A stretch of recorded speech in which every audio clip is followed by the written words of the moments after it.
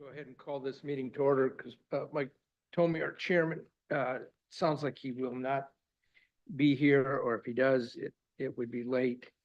And so this is a regular meeting of the Beaufort Planning Commission. I assume we are online. Is everything there ready to go? Thumbs up. All right. We always start with a pledge of allegiance, so let's do that. Pledge allegiance to the flag of the United States of America, to the republic to which it stands, one nation, under God, indivisible, with liberty and justice for all. All right, we'll start with a review of the Planning Commission work session minutes of the last three meetings, February 18, March 2, and March 16. Let's do 18 first. Anybody have any comments on changes to the minutes of February 18? Here. I had a couple, mostly they're just little typos, which I won't go into. I'll just give them to. Okay.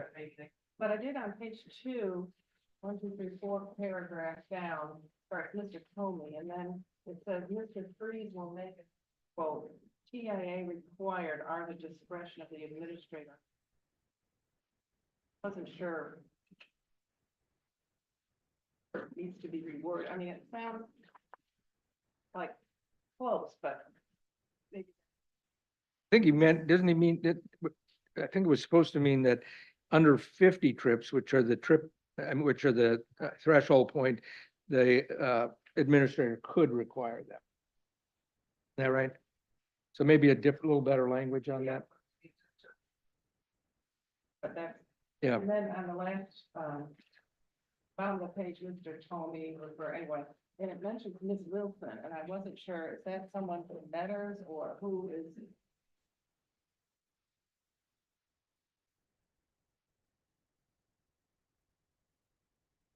Is there a Ms. Wilson?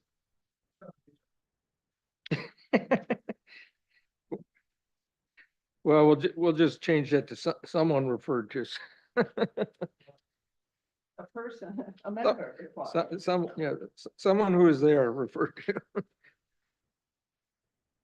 So anything else in those minutes? If staff could just make those changes, we'll otherwise take a motion with those limited changes to approve. Is there a second? Second. All in favor signify by saying aye. Aye. Aye. Okay, as to the minutes of March 2nd, any issues with those minutes? Any wordsmithing, anything? Anyone? I wasn't at that meeting, so I. Oh, all right. Okay, if there's nothing from the other two members here, then do we have a motion to approve those? Motion to approve. Second, Ben? Second. Moved and seconded. All in favor signify by saying aye. Aye. And then we'll do the minutes of March 16. On page 3, the second paragraph, Mr. Freeze went over potential changes to the B&B, and then it says numerous citizens believe allowed in T4 historic district area.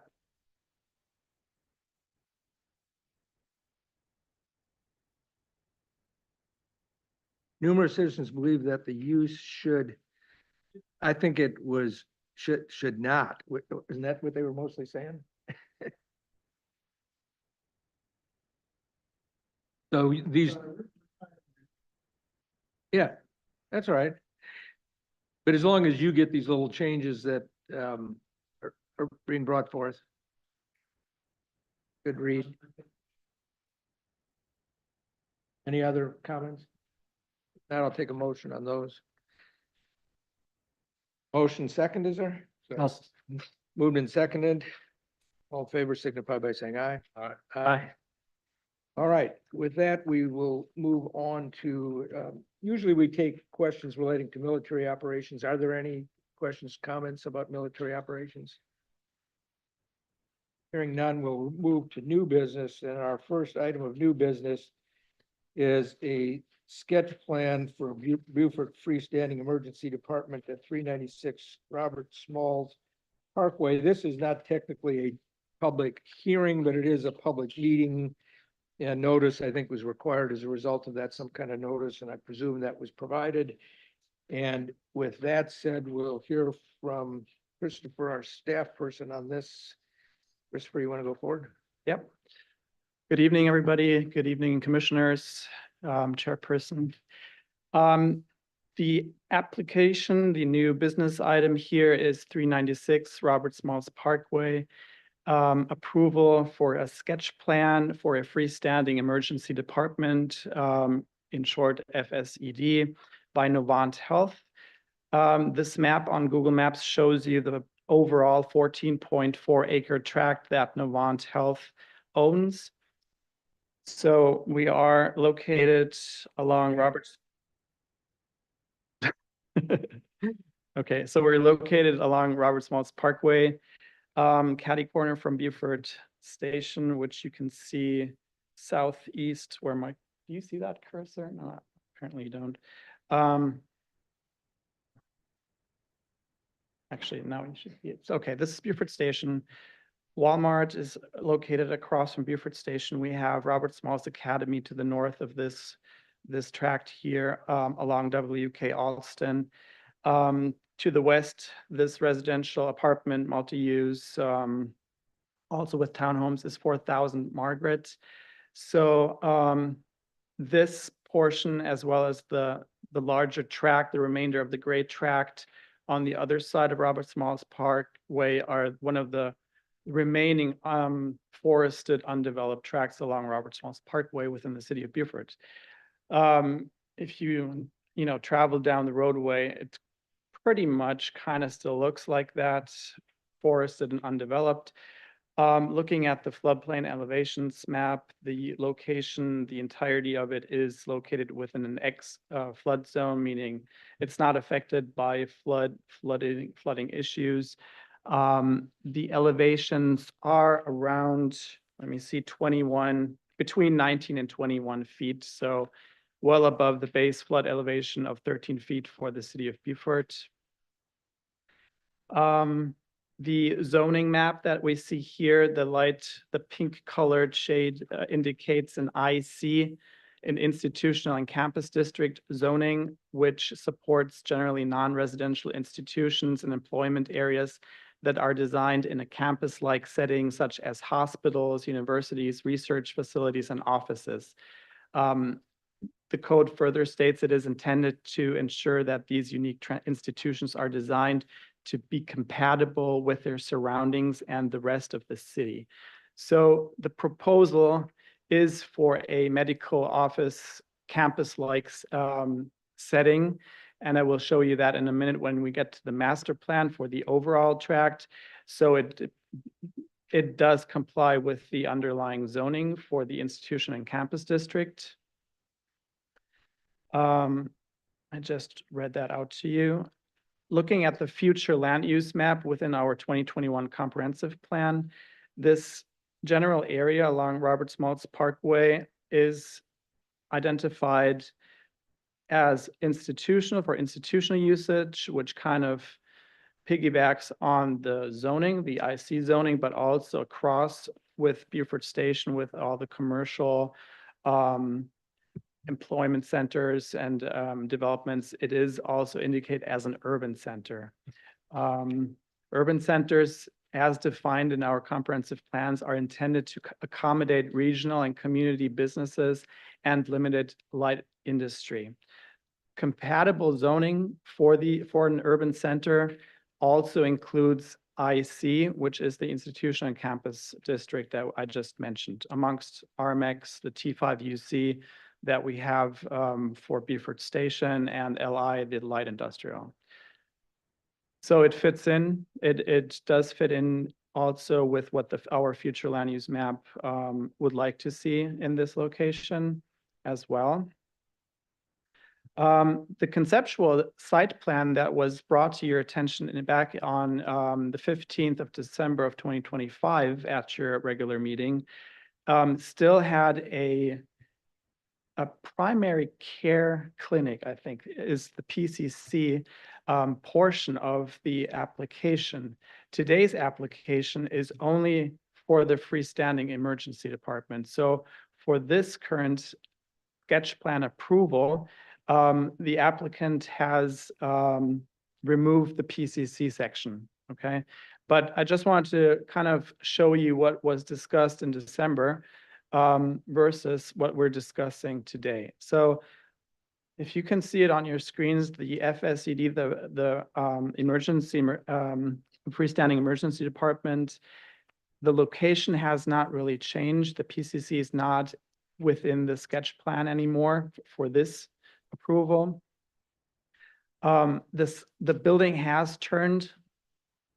They turned the building 180 degrees. We had the ambulance drive-up entrance, I think, on the east side, if I was correct, before. So they just turned it 180 to accommodate the ambulance entrance to the west rather than the east. The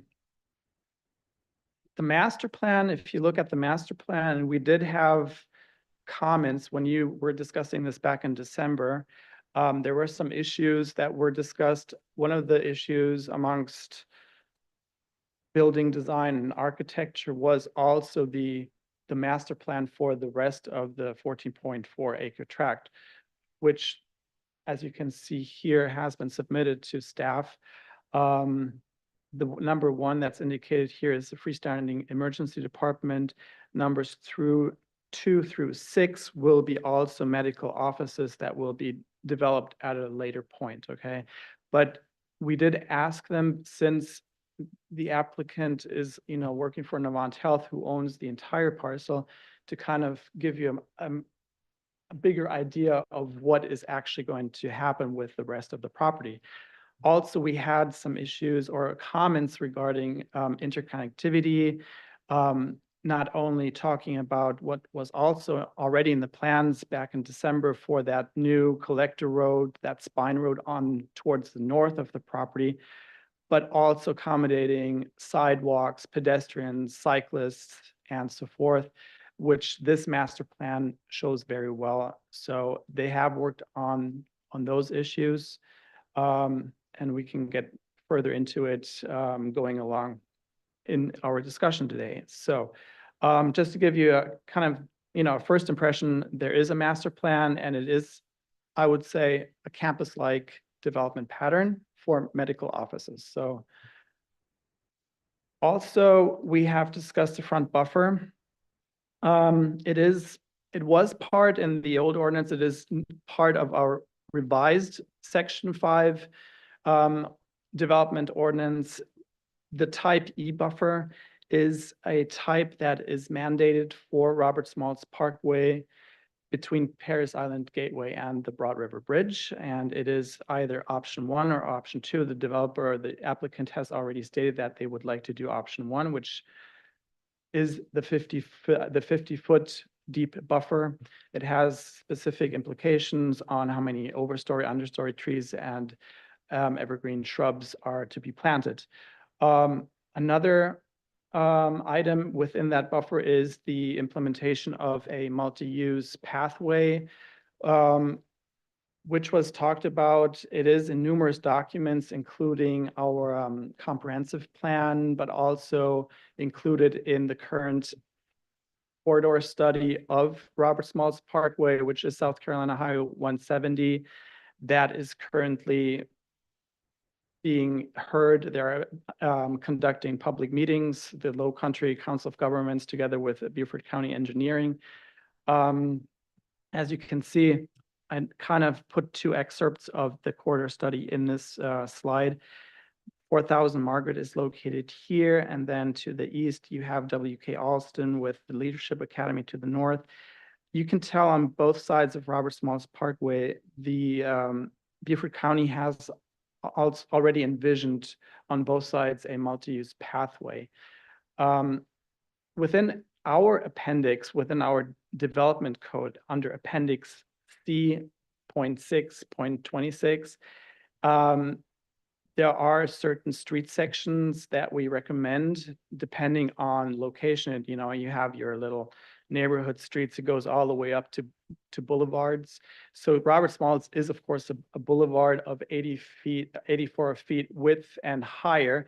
And within our development code, you can see that such a boulevard usually should entail or should include a multi-use path on at least one side of 12 feet width, okay, next to a 5-foot sidewalk on the other side. But just to kind of give you some hints, some discussion points, because those were one of the points also that were discussed in providing that kind of, interconnectivity between adjoining developments such as 4000 Margaret on the west side, but also the Walmart Cross Creek Shopping Plaza on the east side and Beaufort Station on the southeast. So that's one of the points that I just wanted to hit on right now. So to let you know, open space, community green space was another one of these discussion points in December. You can see back then, I kind of crossed it out, the PCC element in the north of the freestanding emergency department. Our code does say under section 7.42 that for property sizes between 3 and 10 acres, 15% should be or shall be provided as community green and open spaces. When we talked about both of these elements back in December, the applicant has provided a plan that indicated they would be providing about 1.11 acres of open space or green space, which is about roughly 18.5 of the disturbed area. Now that disturbed area has shrunk down. Looking at the overall tract, though, because it is part of a larger tract that Novant Health owns, between property sizes of 10 and 15 acres, and it is 14.4 acres in size, those community green and open space requirements are exempt. So that 15% goes down to an exemption, just to let you know about that. The tree canopy coverage, while we're talking about green spaces and so forth, is something new that was included in section 5 last year when we revised our development code. For commercial developments such as this, 30% needs to be included, needs to be saved or protected or maybe planted as tree canopy coverage. This map still shows what was presented to you in December. So it is changed so that we don't have updated numbers. So as of December 2025, the proposal was to keep 46 specimen landmark trees intact, to be have them protected, preserved. Out of the 14.4 acres, 4,752 acres, 4.75 acres roughly would be going into that tree canopy area, okay? Contentious was the discussion on architecture, as you remember, and the building and the design of these buildings. Basically, what was recommended and still is being recommended is to provide a more adaptive, more low country vernacular when it comes to architectural design. When we talked about the design in December, we had the top sketches that I'm kind of pointing to at the ones on the bottom here were actually submitted shortly before we had that meeting, but we couldn't include them because out of time constraints. There are small descriptions and small variations, but as you can see, overall, the building design element, that's something that still needs to be submitted and worked out, okay? I'm just showing you kind of the renderings. This is the freestanding emergency department as presented in December and a little bit revised in January of 26. So the upper ones on the top are the ones from December, and the lower ones are depending on the location, south elevation. So this would be facing Robert Smalls Parkway. We have the ambulance entrance to the west of the building. The west elevation, so you can see the ambulance, the drive-through for the emergency ICU approach access here looks like this. Still, we have no revised architectural renderings or elevations to present today to you. But this is only a sketch plan approval request, so. North elevation. Previously, they had Bermuda shutters, which they, after talking to staff and also to you, they got rid of, changed the windows out a little bit, the design of the windows, the paneling changed a little bit where they included maybe more colors and such. Yes. With a sketch plan, we usually also ask for a confirmation letter that there is adequate water and sewer available, which this email from Matthew Michaels states. A traffic impact analysis has been revised and provided to staff. The executive summary basically states that the results of the traffic analysis for this freestanding emergency department warrants some additional turn lanes to be put in. One is the westbound left turn lane with a 200-foot storage at the intersection of W.K. Alston Drive and Broad River Boulevard. So that's W.K. Alston is intersects with Robert Smalls on the south and goes all the way up to Broad River on the north. The other recommendation was to put in a northbound turn lane with a 100-foot storage at the intersection of W.K. Alston and site access number 1, which is basically this axis that you can see here on your plan. So this is W.K. Alston intersecting with Robert Smalls, so going up towards Broad River Boulevard.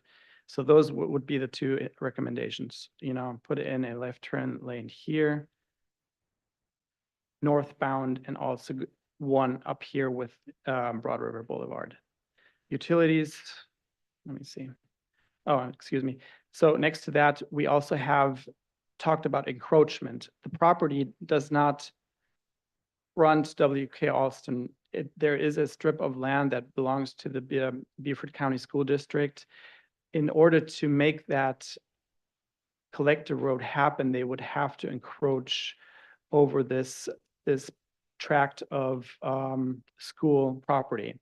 We asked for an encroachment permit or some sort of letter from the school district stating that they would offer such. What was provided to staff was basically an agenda that stated under committee reports, a recommended motion for the full board approval of the superintendent of the school district to negotiate an easement agreement with Novant Health to include teacher housing, teaching partnership, and to turn the board with a final agreement for approval for this easement as well.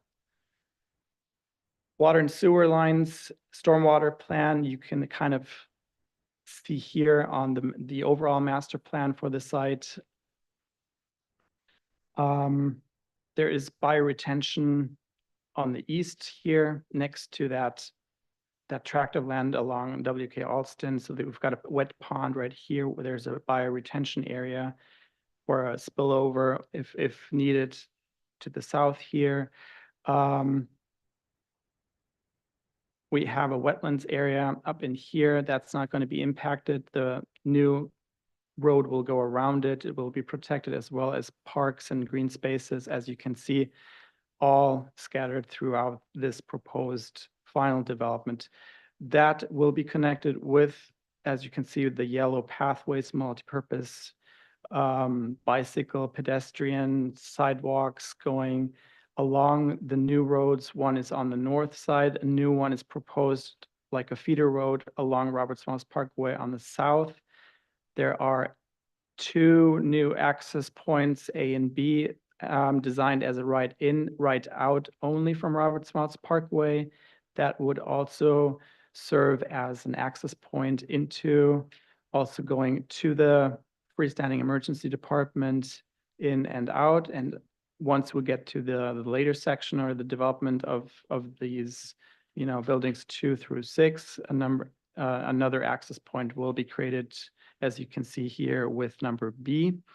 4000 Margaret also will have a connection not only up in here by Lucas Alley, but also on the south. I think it's called Charlotte Street. That will provide more interconnectivity without having to go and use Robert Smalls Parkway in order to just, make that connection. So basically, sketch plan requirements as section 7.53 defined in our development code has to include a street plan. The applicant shall provide specifications on proposed street network connectivity. Has been shown, I have alluded to that, location layout of all arterial collector roads. That is included as well. The scope of the traffic impact analysis has been shared with you. Number 2, community green open space plan. That is a requirement that the applicant shall provide that as well.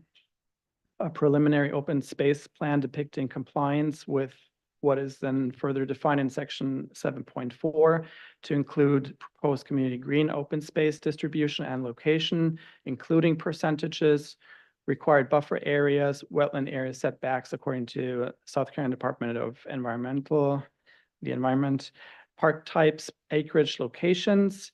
As I just showed to you on the master plan, there are specific locations that are kind of defined and in concept. Number 3, pedestrian network, the location of trails, multipurpose pathways, connectivity with sidewalks to existing pedestrian systems, to adjoining developments like 4000 Margaret, Walmart, and so forth, wetland areas and setbacks, depiction of bike lanes or any other multimodal features. Zoning and design needs to comply. Location of zoning boundaries has not been shown, but I have shown you the zoning map, which basically the entirety of this property is within one zoning district, the IC. Sketch plan needs to also show how the development is consistent with the surrounding area, and conceptual building design and massing, which, as I have talked about slightly, has not been really worked at. The last time the applicant has shown any elevations, building design elements, was what they have provided to us in January, okay? Overall utility plan, a letter confirming existing capacity, that is a check, and proposed connections to the existing utility systems, water and sewer, and so forth is all there. So with that, basically, we look at the review criteria if everything is there, our check marks. 1, the land use mix within the project conforms to the zoning district, as well as to the goals within the comprehensive plan, as I stated in the beginning. Both with the IC zoning district designation, which is in favor of this kind of development pattern, as well as the overall or urban center designation. This kind of medical office use fits in very well, we think, which complements an establishment of an urban center. An urban center has not only one specific use, it has numerous uses that interconnect with each other. So you have, commercial, you have residential, and medical office use would complement that very well. Number 2, the sketch plan is consistent with the rationale and the criteria set forth in this chapter, as well as with the city's comprehensive plan and the civic master plan as amended. Both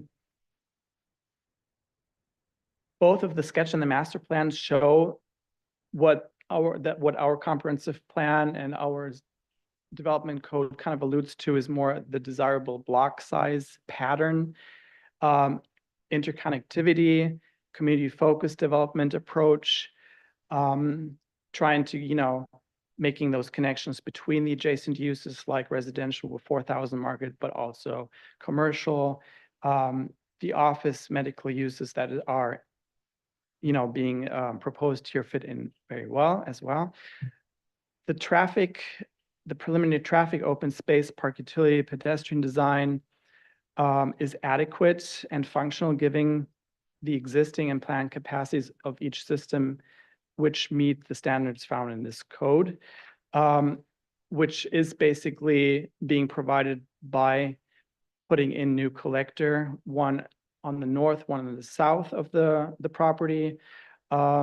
It will help with accessibility, but it will also help with interconnectivity, trying to provide accessibility not only by car, but also to pedestrians and cyclists, and trying to avoid putting more traffic load on Robert Smalls Parkway.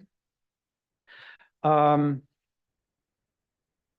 open spaces that are kind of proposed in the master plan have a neighborhood approach. There are also community-based. They're broken into little pockets and areas. It's not only, you know, focused in one. The proposed green spaces, open spaces are also designed together with the multi-use pathways in combination. So whoever wants to, you know, take their bike, let's say to maybe a nicer little pocket park within this office development can do so.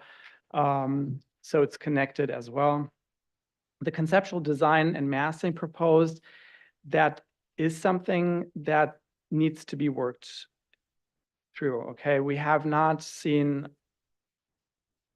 any other, you know, newer building design elements that show more of a low country specific vernacular so far. So that's why this is one of the only aspects that does not really check out at this point. Nonetheless, staff recommends approval of the sketch plan with the conditions that the missing parts will be submitted for preliminary plan approval, which comes to you as well. That will address the missing or the unmet aspects, such as the landscape and more defined open space plan, giving us those percentages, giving us maybe a revised tree survey, a tree canopy area indication of what kind of trees will be preserved where, how much that would, you know, kind of come out to. Definite locations of maybe proposed trails, parks, amongst others, and most importantly, the building design, the conceptual building design, okay? So that is my staff presentation to you. I know it's a lot of information, but if you have any questions, please feel free to ask. All right, before we take questions of you or for the applicant, what I'd like to do is just give the applicant an opportunity if he wants to add anything to this before we get into questions. I also just like to maybe frame this a little bit differently. When we revised the code a few months back pertaining to sketch plans, what we specifically said is we'd hold a hearing and provide comments. We don't really approve anything. So I wouldn't expect a motion approving or not. We just, the whole point of the sketch plan process was to kind of give you a sense of what probably should do to get your preliminary plat in the kind of order so that it can probably be approved at the next meeting. I mean, our goal is not to drag you out for meeting after meeting after meeting. That's certainly not where I come from on this, all this stuff. And so staff like Christopher have given you an awful lot of stuff, which may sound like it's more requiring you to do more for this process. It isn't really requiring you to do more for this process, it's just kind of giving you a heads up on what staff will be looking for in the next step, which is the preliminary plat.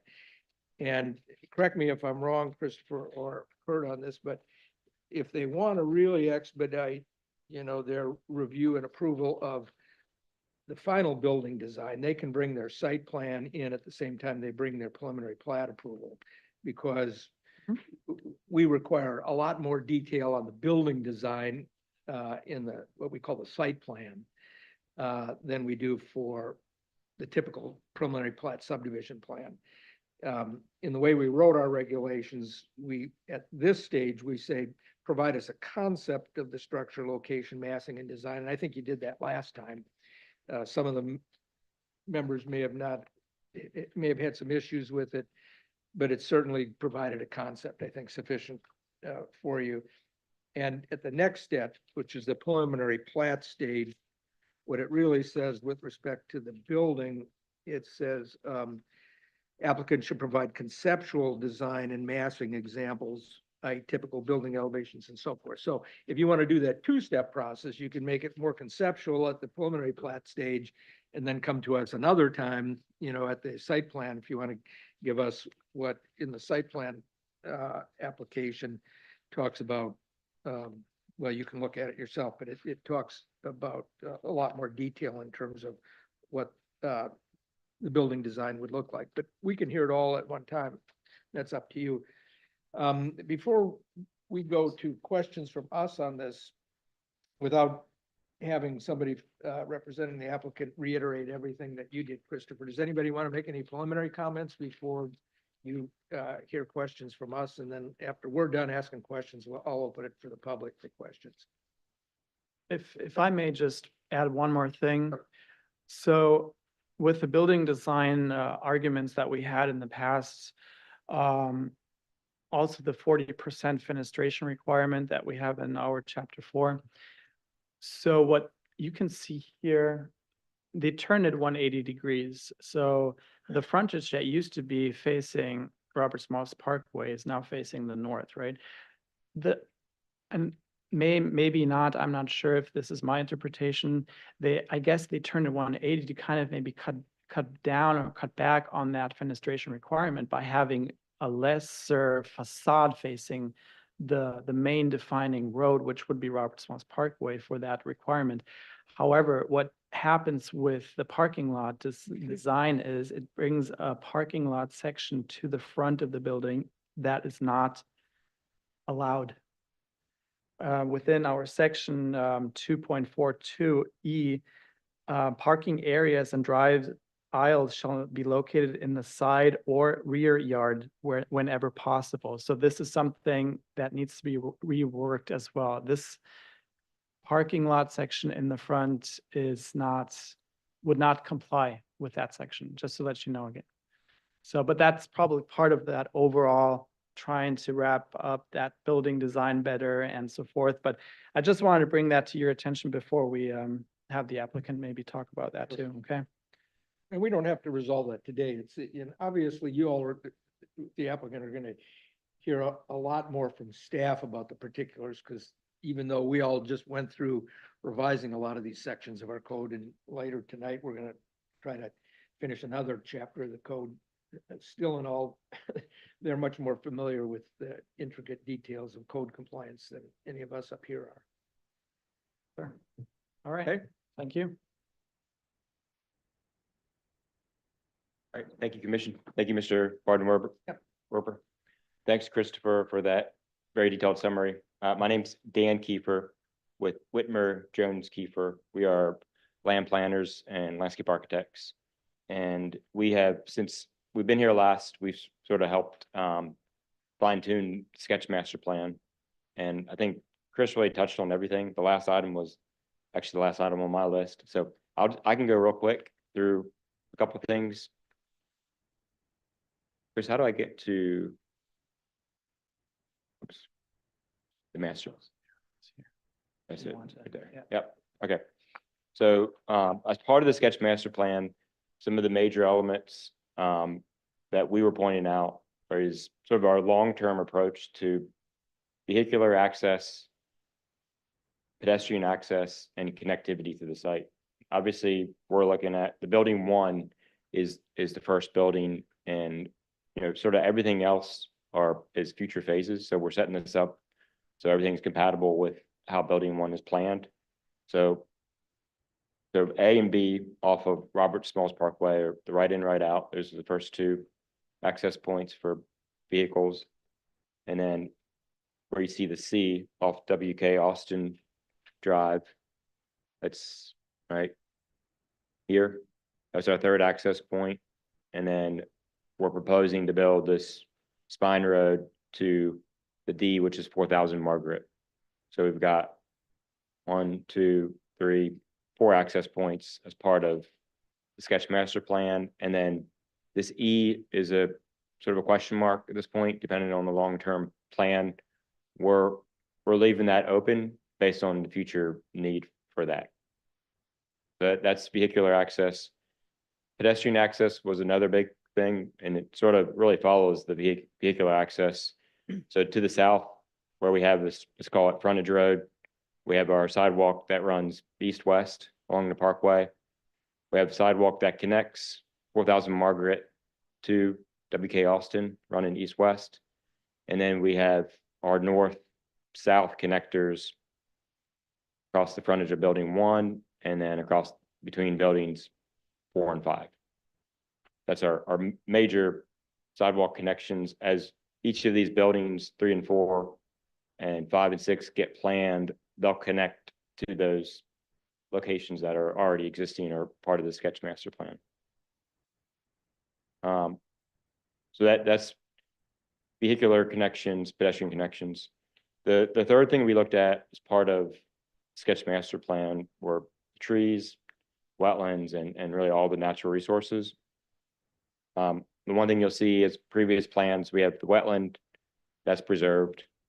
And then there's some large gaps in the plan. You'll see in particular, south of building 6 is a nice stand of live oaks.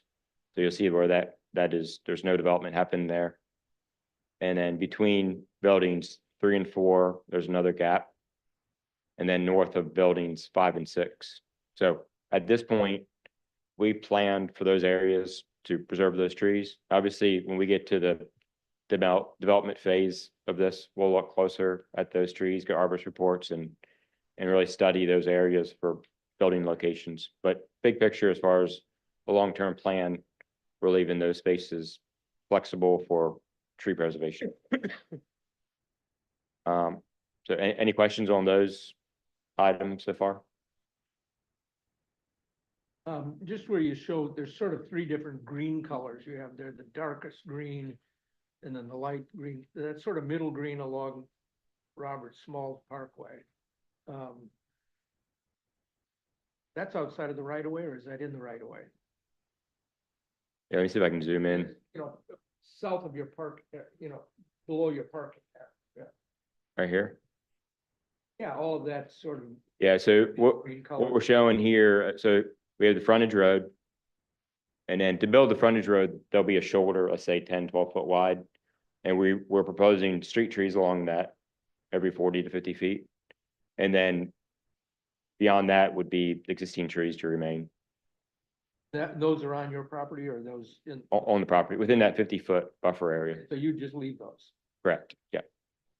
You thin that out on the bottom, I mean, are you thinking, or are you just leaving stuff as it is natural? As the property develops sort of east to west, that would get thinned out and then replanted per the buffer requirements.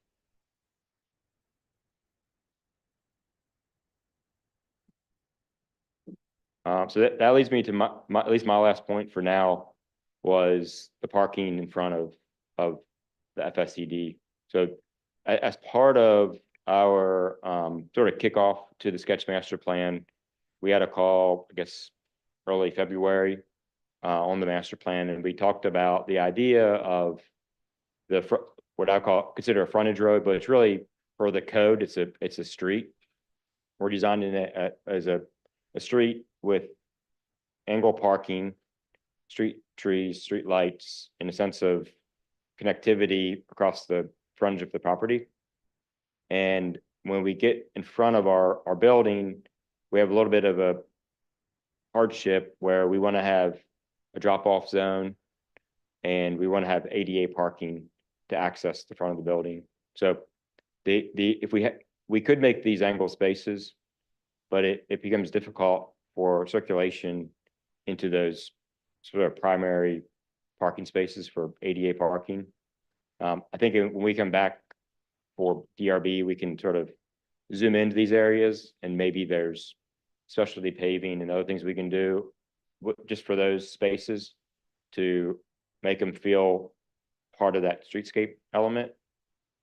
We certainly have other solutions, but that was really our, as far as our ask was to allow, I think, as the code reads, whenever possible, to ask for the planning commission's support on this use and the frontage that we've got outlined to allow that 90-degree parking. And obviously, we'll work with staff on that to talk through other options if there are other options. But that was really our take on it. Was we can still meet the intent of the code as far as the streetscape. It's just the 90-degree parking would be better suited in front of the building there. Look like they're not at a 90-degree, they look like they're at 60-degree or something.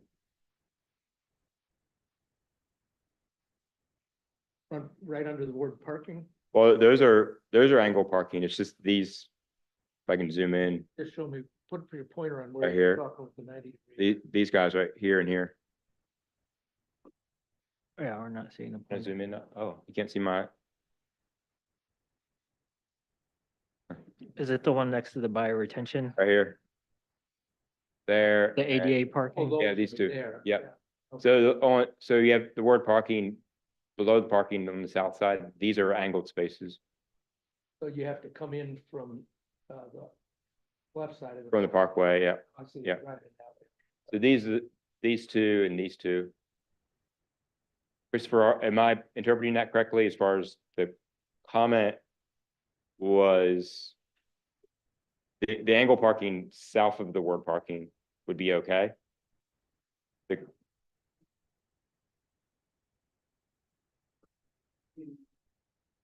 Building and Robert Smalls Parkway. Either the parking needs to be to the side or the rear of the building. Is there a condition, and we can talk about this more offline, where this, I thought we had said this is, we're gonna treat this as a street frontage. And that would allow us to do the angle parking. If there was With the- parking along as part of the street design, like on-street parking? Yes, okay, but that design is more like a parking lot rather than a street. It doesn't look like on-street parking, it looks like a parking lot. Therefore, parking lots should actually be side or the rear of the building, but not to the front of it.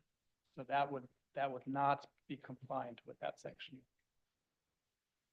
So, Yeah, so if we That's the had, difference. so where, I guess, we changed the word parking to street, so if we had it 20-foot wide road, street, drive lane, it's called drive lane, and we have the angle parking and street trees and street lights, and then the frontage of the architecture that's appropriate to address that street.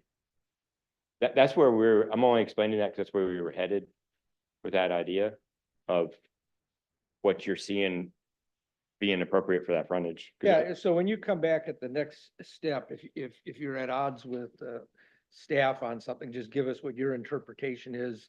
Tell us what the exact language is and what you're relying on for something that's different than what Christopher's doing, and we'll try to think it through up here. But initially, we'll rely on him to give you his best see if you can accommodate him. Otherwise, tell us how you interpret things differently next time. Great, okay, yeah, we'll get back with Christopher and staff Yeah. on that to better study that. Yeah. Are there other things you want to talk before you take questions from us? I think that highlights everything. I'm ready for questions. I'm gonna have a number of questions on the traffic impact assessment, And- TIA, but I'll let the others up here ask on anything before I ask some on that. May I interrupt real quick? Yeah. We have our traffic consultant, Dylan Turner, Sure. on the Zoom call. Huh? And so if we want to do that first, while He wants to go somewhere, yeah. we have his, well, I just wanted to make sure. Yeah. Sure. And I don't know if can we link him in? I think he's on, but I'm not sure he has the ability to talk. But Dylan, if you're there, if you want to say anything.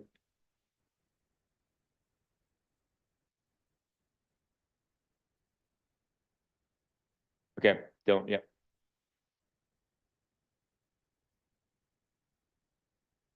Dylan, we just wanted to confirm you're there.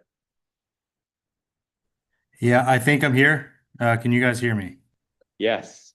Oh, there we I'm go. there. Okay, perfect.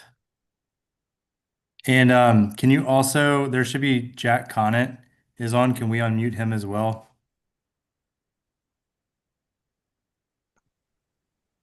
Okay, so now that I know he's there, we can, whatever order you want to go in is fine. All right, well then, if you'd like us to do the TIA part first, just because he's on and maybe he has something else to do after that.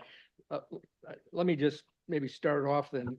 I did review this traffic impact assessment because some of you may know I spent my lifetime as a land use attorney in pretty significant sized cities. So I've reviewed a lot of these things and have presented a lot of them. So number one is the traffic generation that you reflect in this study, is it for just building one? Is it for all 8 of the buildings? I think it's just building one, isn't it? So if you have we have 2 TIAs. So what's the date on the TIA you have in front of you? We reviewed November or October or something one last time. This time I reviewed the January one. Yeah, so the January should have the full site. Okay, so those numbers, you use a land use category. Look here, same land use category 720. I guess you use that for all. So yeah, for medical office building, kind of being a medical office park. So it's about 100,000 square feet within the full site. So it's 96.2 versus the first one we had. I'm pulling that up. I'm just scrolling through here. So the daily trip generation of 3,274 was what's projected for all 6 of those buildings using that same. That land use code. That's correct. And when you said that was, you picked 720 because it was more conservative data. What did you mean by conservative than LUC 650? Freestanding, so FSED. So there's a freestanding emergency room. So when I say more conservative, it's more trips. Okay, that's what I was wondering. Okay. Yep. That's the way we would have expected it. Okay. So just going through each of these different intersections that you analyze, our code lists, our goal, the community's goal is level of service D. So that's usually the triggering point for some level of mitigation. There's a couple of these Ds in the 2030 no build and 2030 build that are, the low end of a D, so that doesn't bother me that much.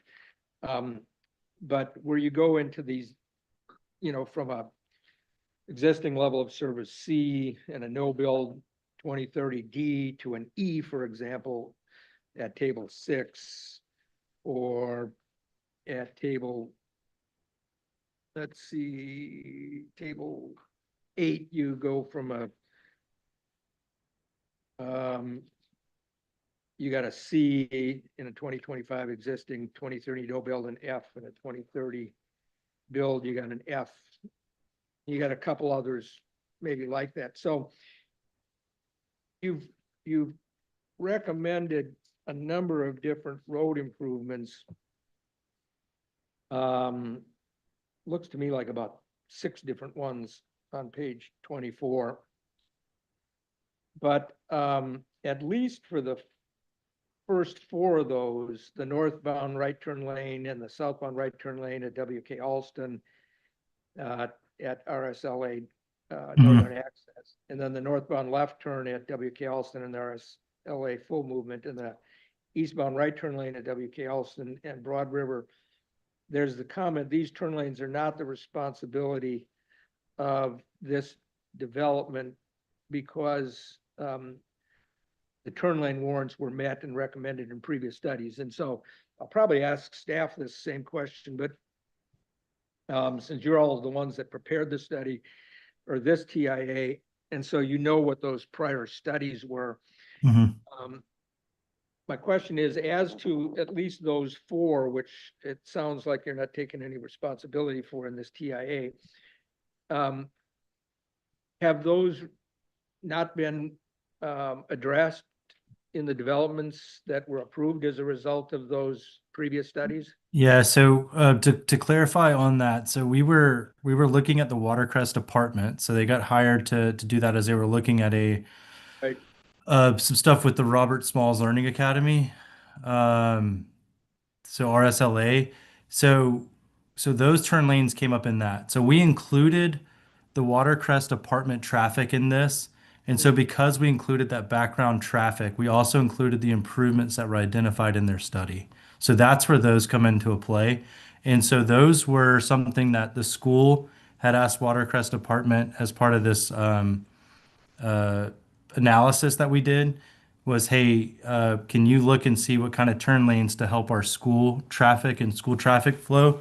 So those were all warranted with that study. And it was prior to this. So if we were to remove any of the Watercrest traffic from this study, then those turn lanes would likely not, some of those turn lanes would likely not be there. So. It's because an I- existing so issue along WK Alston. Let me ask on this. So it was, you did the right thing in including that traffic from those apartments, because that's what we require is all prior approved developments that where their expiration dates haven't run, you have to include that. But I don't know, and you can either tell me or staff can, I don't know, were the Watercrest apartments built? They have not been built.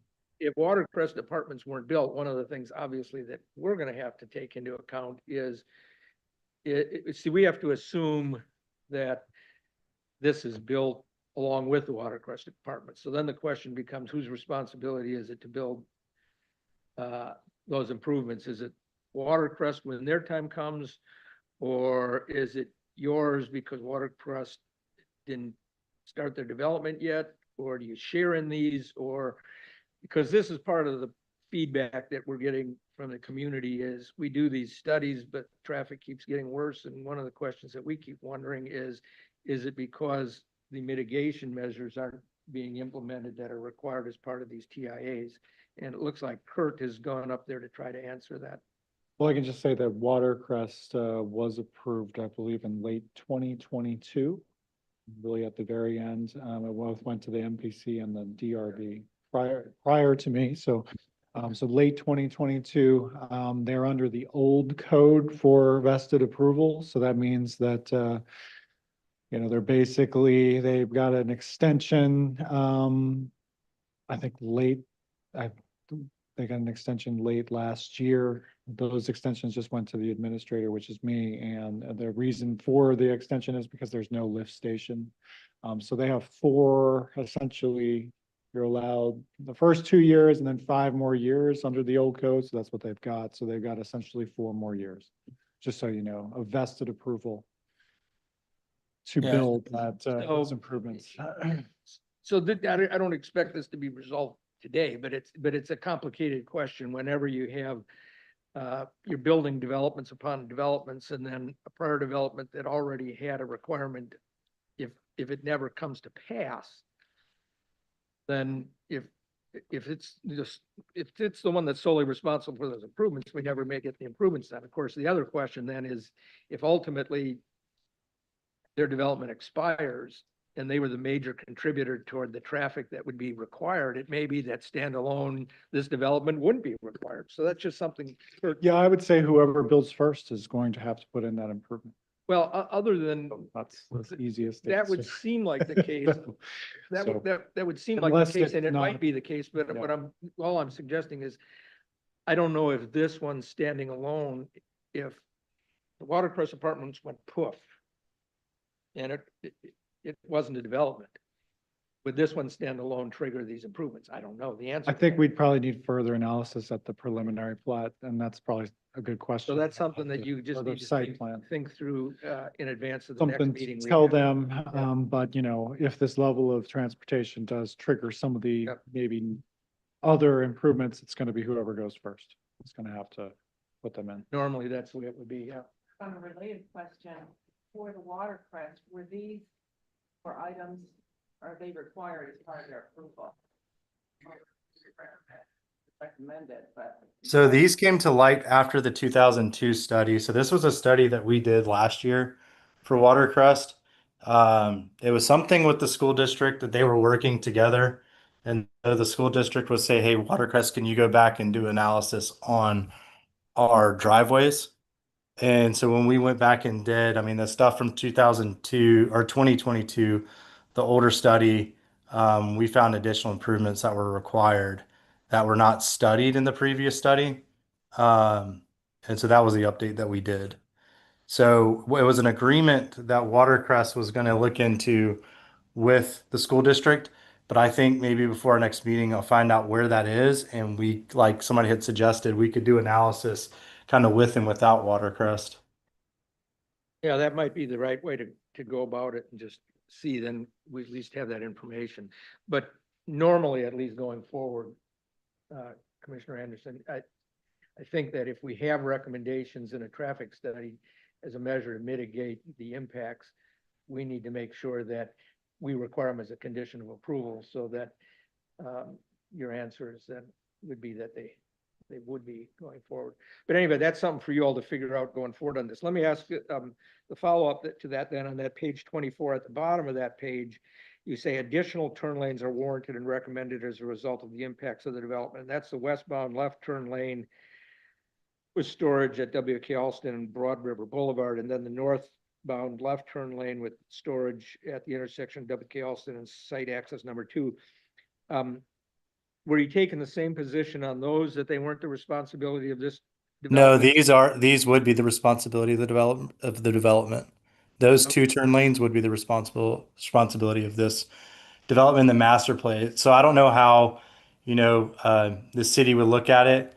But if it's the FSED alone, these were not triggered. But when we looked at the full master plan, these were improvements that were triggered. So that might also be a timing issue, when these, when we have road improvements, as part of a master plan, are they triggered at time of CO of the initial building or at a later stage? And that's something else that you all want to talk with staff about to come up with a recommendation by the time of the next meeting. Yeah, I think that's the purpose of the preliminary plat and the site plan, if they want to phase this. So if they want to do the preliminary plat, obviously the freestanding building emergency room is phase 1 and their traffic study shows that it doesn't trigger it, they could just do that. I think Right. that would meet our requirement, just so, Right. sorry, let Christopher talk. Right. Yeah. All right, I think that's enough for me on this one. Any other commissioners have questions on traffic study or anything else? If it's traffic study, you might ask those first, so so Dylan can go off the call if he wants. Do you have anything on traffic? Okay. So I think we don't need Dylan anymore unless anybody else does, but any of you have any other questions on any aspect of this master plan? Or Dan here?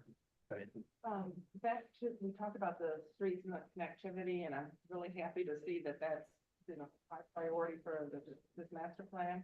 And we see where the streets are going, but we don't see what their design is going to be.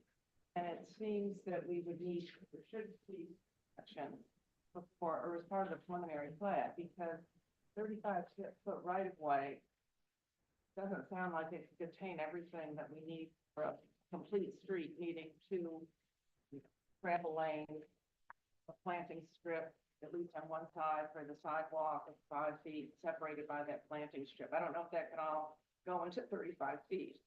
And so we've got 2, we're talking about 2 streets, and the other one is, that right in front of me, but I just think that we need to see what the street section is going to be, because I think that also depends. So we have sidewalks on one side or both sides, and again, that all factors into what the right of way is going to be.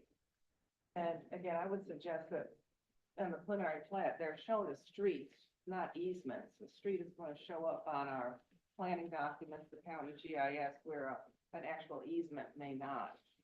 So I'm going to say about we're planning for streets now.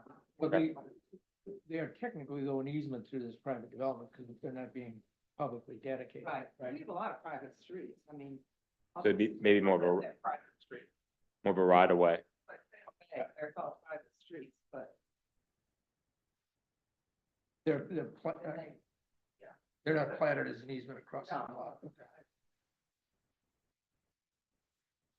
but I mean, regardless, there needs to be a section that shows how wide the whatever right of way or the easement's going to be and what it's going to be that easement in terms of.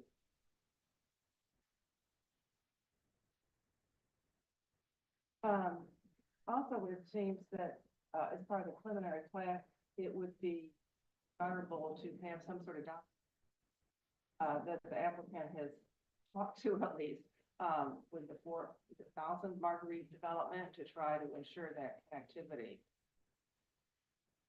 The road built there or stubbed out, but they need to know that that's coming, what the ultimate goal is. And that is critically important, that activity. Sort of on a related aspect, in that 50-foot buffer, the multi-purpose path that's shown in there, and thank you for putting that in. It seems to, that should be, or the right of way for that pathway should be actually planted as a public, purpose path easement planted within that 50-foot right of way.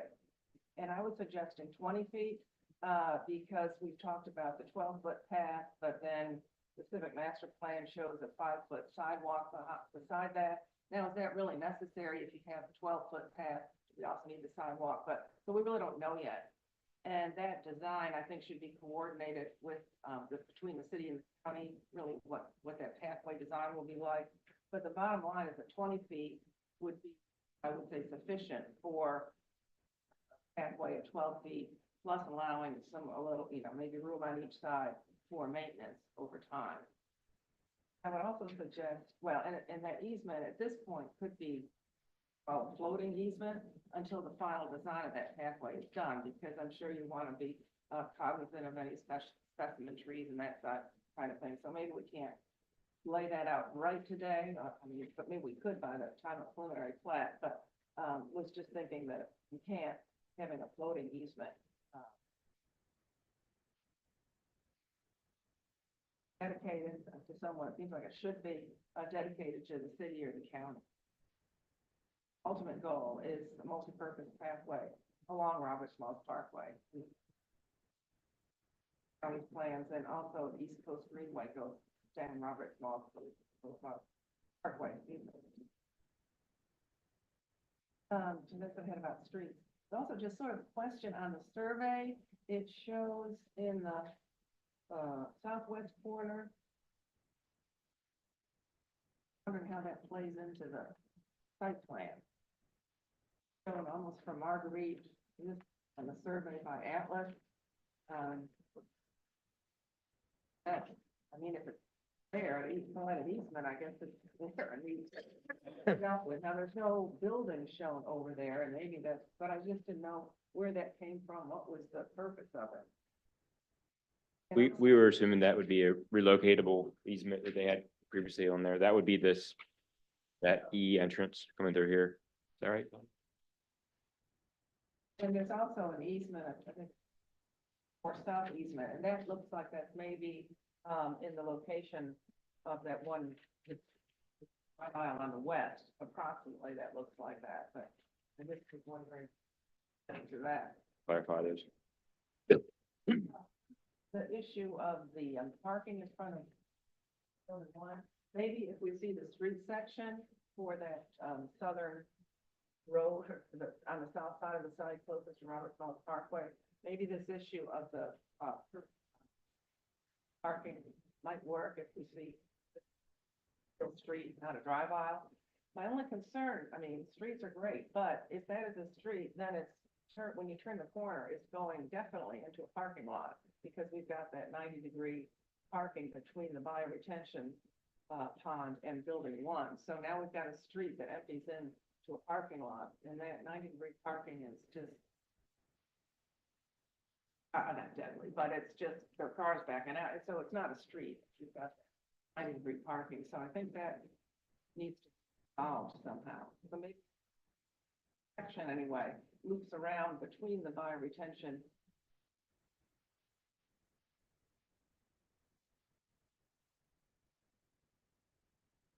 So on, to add to that, are we looking at access A and access B as streets as well, or not?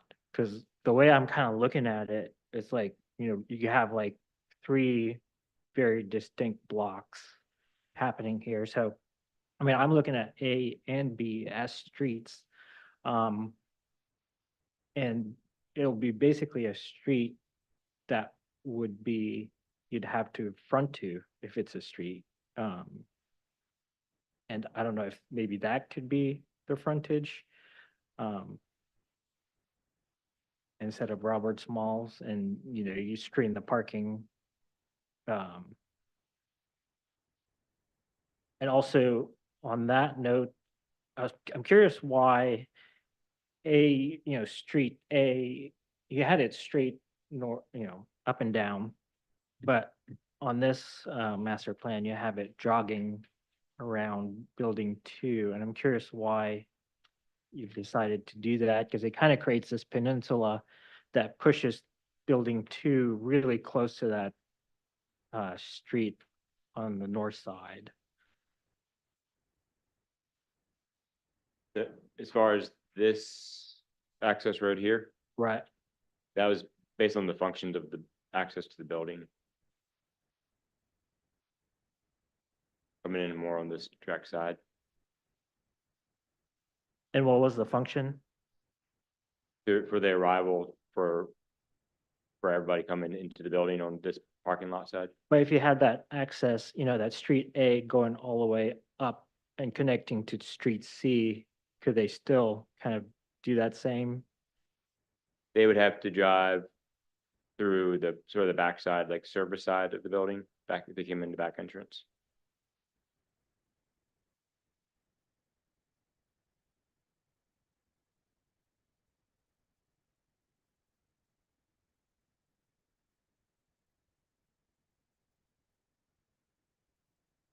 Yeah, I mean, building 2 is a sort of a future footprint, so we can sort of soften.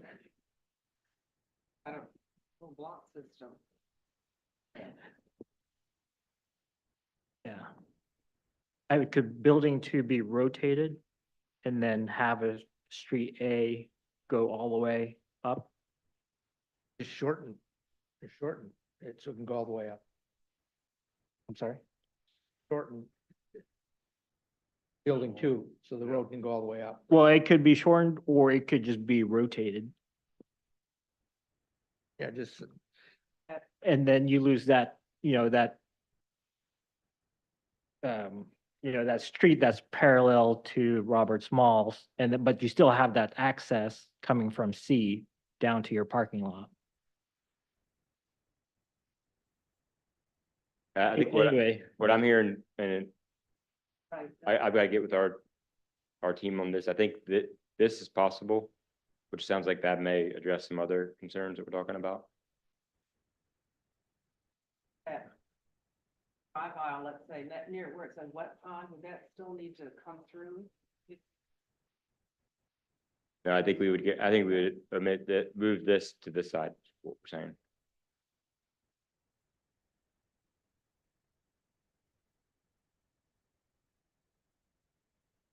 Front of the building 2.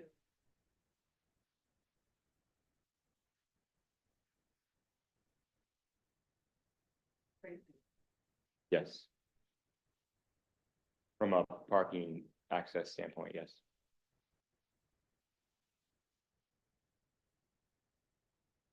so that would be kind of the most use entrance is Yeah. facing building 1, but then you could have if A goes all the way up, to C, I'm just gonna call it street C, Yeah. all the way up to street C, you could have an entrance on that, basically that new street that you're creating, and that would kind of be your fronting street, maybe on the corner of the building. or in the corner, yeah. We'll have to get back into our footprint of the function of the building and revisit that. And then that building 3, I mean, that's it looks like, I'm assuming that front is where all that hardscape is. That could easily front Street A, but then you kind of have that parking issue there too. But I agree with, the staff comments about, the parking as kind of what's fronting your streets. Right now it's kind of fronting Roberts Smalls and is fronting this new Street B. But I think if you flip a lot of these things around and kind of put the buildings closer to the street, like Street B, and put the parking behind it, I think there's a way to create more like a, even though it's IC, you're not required to have a certain amount of frontage, so it's pretty flexible, but still you have these buildings fronting the new streets that you're creating. I think I think the staff would agree with that, but that's just my position. Okay, yeah, our interpretation, working with staff, was we're required to call it connectivity in certain frontages, but not like pure transect frontages with this IC, which it becomes difficult with this use, especially planning long-term flexibilities with main patient entrances, emergency entrances, service, but we'll take these into consideration and get back with staff before we come back. Yeah, my personal view is do the things that the code plainly requires you to do. But I don't want to muscle you into things that, are just our preferred way of doing things that are now written into our new design standards. So, Okay, do what you can to address actual code requirements. And then, when you come back, if there's only one way you can do it from operational, functional standpoints, then explain to us how you view that you are indeed code compliant. yeah, and we'll get with staff because Yeah. we know a lot about building one. We can tell you all the details. We don't know a lot about the rest of the building, so Yeah. we'll be a little more. And I think graphically we can show more detail around one just to explain that, and you'll see it because you'll get a landscape plan and everything else for that. What else, Bill? You got something? All these buildings intended to be single story or multi-story? We're not sure at this point. Road C up there where ties into WK Alston Drive. Is there going to be any connection from across Alston Drive into the Walmart area there? Right. Is there-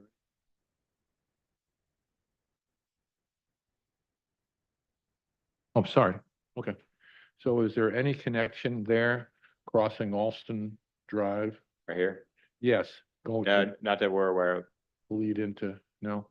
Okay. Is there any intent to do something like that? To get that conductivity between from the apartment through the back, your road that goes along the north end of the complex and then going into the Walmart zone, if you will, to the right? We're setting it up so it could happen. We don't currently control that property or have access to that property. So, but everything we're doing allows that to happen. Okay. If I could just jump in, and I realize it's not your responsibility, but I would really encourage us, the city, the county. That is a critical connection that needs to be made. Now we're talking about some new development connecting, and that's all good because we like, interconnected streets and that kind of thing. But there's an existing, let's say, issue, maybe even a problem out there today. And this solution has been discussed for Lori. many, many years. Thank you. And it just seems that now is the time to do it. If the school district is allowing the connection for the new development, we need to be working with them to permit this connection for an existing issue. Again, as Mr. Suter was probably pointing out, to exit Walmart and that shopping center now and heading west on Robert Smalls Parkway, you come out at the light, have to turn at the light, to head back to Beaufort, you have to shoot over 2 lanes of traffic westbound to go to the signal at Beaufort Station, which no U-turns are allowed. So now you have to go into Beaufort Station, go around the roundabout and come back out. Now that is just, We did that the a other la- day. yeah, a laughable thing that needs to be addressed, and this would be an opportune time. So whatever we can do as a commission, I mean, that is I would say, critical part of this whole equation. If a Get that connection to conduct- WK Austin is get the being made connectivity. there, yeah. It's it that needs to be. connection, that's what we're Yeah. looking for. Was Yeah. it, when the Walmart was approved, was there any chance there was a required connection on their approved plan? That has been discussed for 20 years. And at one point, the school district had conceptually allowed the connection. It was sort of hinged on that traffic signal being installed there. So it was all but time passes, things, whatever happened. But it's even more important now that the traffic signal's there, Beaufort Station is there, no U-turns are allowed. So we need to look at that. The time is now. Yeah, I think that would have to come from the city as far as that push on that In the county, I mean, it's, county. the state should be encouraging it as well. We're trying in the future to anticipate those things better than perhaps they were in the past. Excuse me, if I could go back to Libby's comment. If you look here at the SC 170 corridor study on this map, they have that connection also included as a recommendation. So this study is done, or is being done by the county engineering department. You could also, on this level, on the city's level, make a recommendation that with this development, it is recommended to work between the county and the city and the developer, the applicant, to make that connection happen. But I mean, as you can see, I mean, there are all sorts of recommendations for that connection to be made throughout a lot of documents. So, you know. That's an excellent idea. I think that we need to do that, include that recommendation. I mean, it's all at the same intersection. This traffic is just all centered around that intersection. So it just makes sense to include that. Although I know it's not the applicant's, responsibility to build it or that kind of a thing, but. Anyone else on the commission? Have any questions? No? So what we'll do is see if there's anybody members of the public that have any questions or comments on what they've heard today, either in the audience or online. Is there anybody online? Wait, there's No, sir. one gentleman in the audience. Mr. Trask, you want to come up? Thank you. Paul Trask, 610 Bladen Street. I apologize. I walked in just a few minutes late. Could we go back to the site plan, please?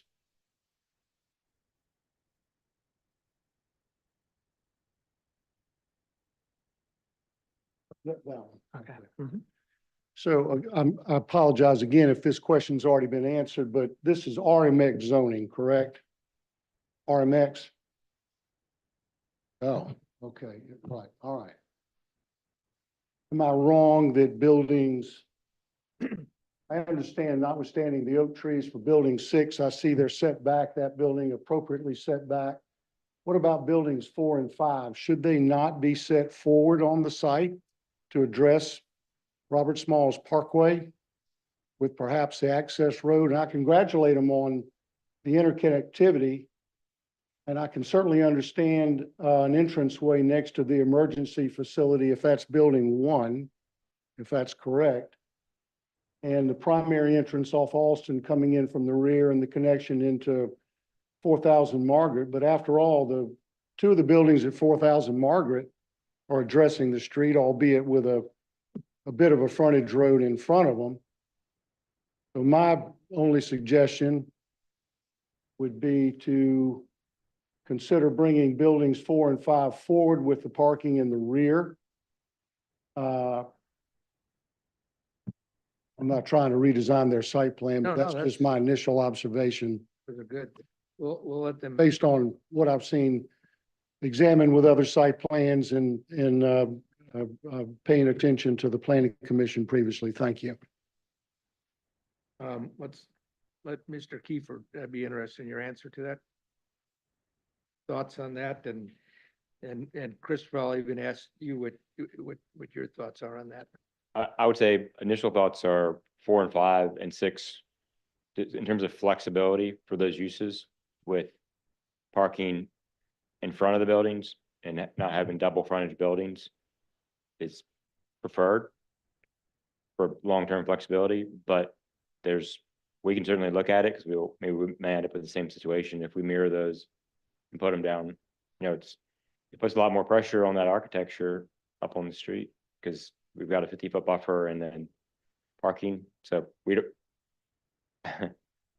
might be, in terms of unknown what those are going to be, we sort of long-term plan them there. I mean, I would say we need to look at our utilities, stormwater access, the trees, everything, and we can take that in consideration.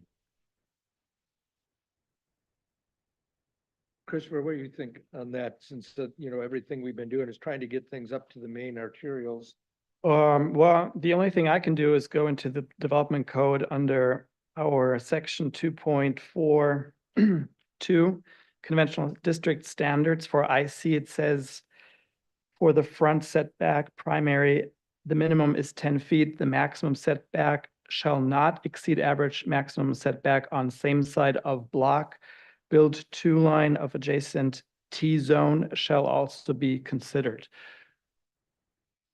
So it gives you some sort of flexibility depending on how they would like to approach and if they would like to phase it out, subdivide, whatever, and make it more like break it up maybe more. And also, I mean, these are valid comments. I would agree. I mean, with our discussions that we had between staff and planning commission members, regarding such things as liner buildings and trying to maybe create a more contained building envelope where the buildings, do front the streets all around and have the parking areas contained within. I think there is some flexibility here to kind of work this out a little bit better, but this is, I think, the nature of this master plan. It's not really set in stone. It's kind of it's a concept that will be worked out further. So, Is this being looked at as a civic type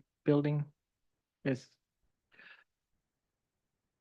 well, is it, Kurt? As a building type? Because I thought it was, which is, and if you go to 4.5.13, it says that civic buildings has flexibility on the minimum and maximum setback, but it still has to engage the street in Mhm. some way. That's a good question, if it's a civic or not. I mean, usually civic buildings are like school buildings, governmental buildings, public office buildings, libraries, and There's hospitals. Okay. All right. So hospitals are included. If you would define it as a hospital, then yes. Yeah, it does say, let's see.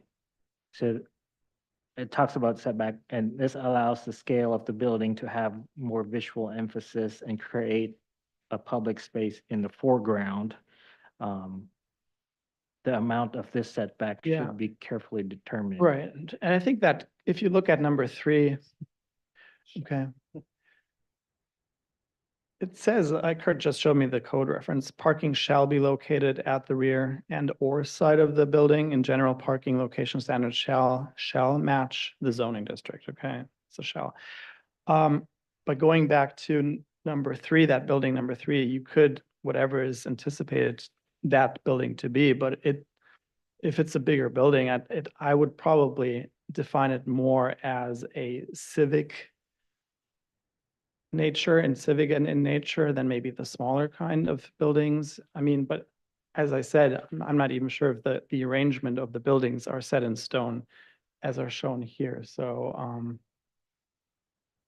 I would say that's probably a work in progress. And I think with all the comments that we had regarding street sections, defining what, your neighborhood streets will be, if there's going to be more like an on-street parking scheme rather than independent parking lots in pockets and so forth. Also the composition and, how the buildings are aligned and in what kind of relationship they stand to each other per block. I think those are all questions that the applicant eventually also with staff together will probably we will have to hash that out, I think, as well, going forward, before we come to preliminary,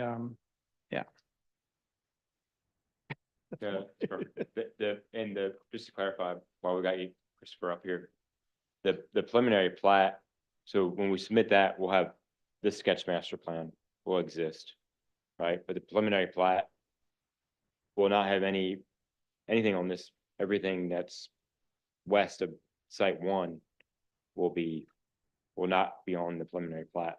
We won't have that part of it. Correct?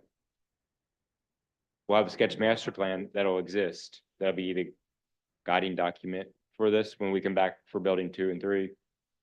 But the preliminary plat will only include what we're gonna build as part of building 1 and the access to that building. Yeah, I think that would be fine. You know, I mean, you don't have to bring the entire thing back as part of the preliminary plat, but you have to make sure that what you do on one, as respects these roads and stuff, can end up making the appropriate connections when you come through with the balance of the plan. Correct. Yep. You know, and, Is and the so, i- you know, so the issue that was just being discussed here, I mean, yeah, you don't have to consider that right now. That's, yeah. And what might make it a little challenging, I just don't know off the top of my head, is by the time, in the not too distant future, maybe as soon as later tonight, we may have already adopted a new, at least this planning commission may have adopted a new chapter 4 of the land development code, which will then send on to the city council. So in a number of weeks, we may have a slightly different code than the one that's actually in effect as today for some of these issues, which makes it a little more challenging in terms of Okay, designing a site. sure. Not only we've made dramatic changes, but we have made some. Staff will help you through with that. You may not even have access to the code that we're gonna be looking at later tonight. Not in regards to this site, for other reasons, but not for this site. Right. Okay, that's helpful. All right, that, we pretty good. So the way we handle these really on concept plans, we don't need to make a motion. You've got our comments and thoughts, and you've been making mental notes, or somebody's been taking notes, and of course, staff has as well. So, based on what you've heard from us, comments and the questions and so forth, we'll just look forward to seeing you at the preliminary plat, and then either at that time or a different time, on the, site plan for the building 1. We appreciate it. And just to clarify, so when we come back for preliminary plat, so we come back next month, which I know aggressive, but when we come back, we'll have this document, sketch master plan, updated to address some of these high level comments and questions, like the frontages of buildings 4 and 5 and those locations as a standalone document. So we'll have sketch master plan, and then we'll have preliminary plat, which is more technical in nature, and will show building 1 detail, and then the connecting pieces, roads primarily to that building, and then probably include any easements associated with the overall sketch master plan. So those are sort of locked in, maybe we would call Libby to your front, to be a relocatable access or trail easement in that case. Yep, Something that that sounds we good, could yeah. lock in, but it could be adjusted. Right.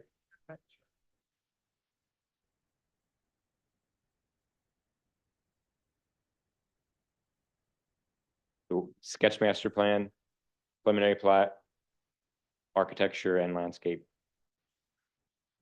So the site plan part can really be part of the preliminary plat Correct, as well, yeah. and that's where not everything that requires a site plan requires a preliminary plat. But everything that requires a preliminary plat is gonna ultimately require a site plan. So I'm just saying you can bring those in together, and the site plan requires a higher level of detail on the building design. So you could get them both approved at the same time, so you can walk out of here knowing what you're gonna actually build, but I leave that up to you, and staff will give you a lot of guidance on that.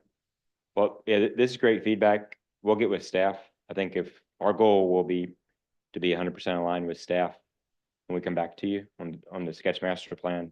So that area is, you know, at least a more of a update for planning commission, and then the preliminary plat and the architecture will be the main focus of that meeting, is my understanding. And just so I'm clear, because in my mind, when I hear the word plat, I think that that's something that's going to be recorded. And then, so that would go back to what I think you were saying, is that the preliminary plat would show the property, it would show the street connectivity, the easements, but it wouldn't show anything about buildings. But then the site plan would Well, you the- start filling it in with the site plans. Well, no, yes and no, there's a final plat after the preliminary plat. Right, that's So that, to the extent anything gets recorded, that would be right, recorded. yeah. Mhm. We just have the site plan requirement, you know. Understand. Some of us are new. I mean, we've been making changes to an existing code.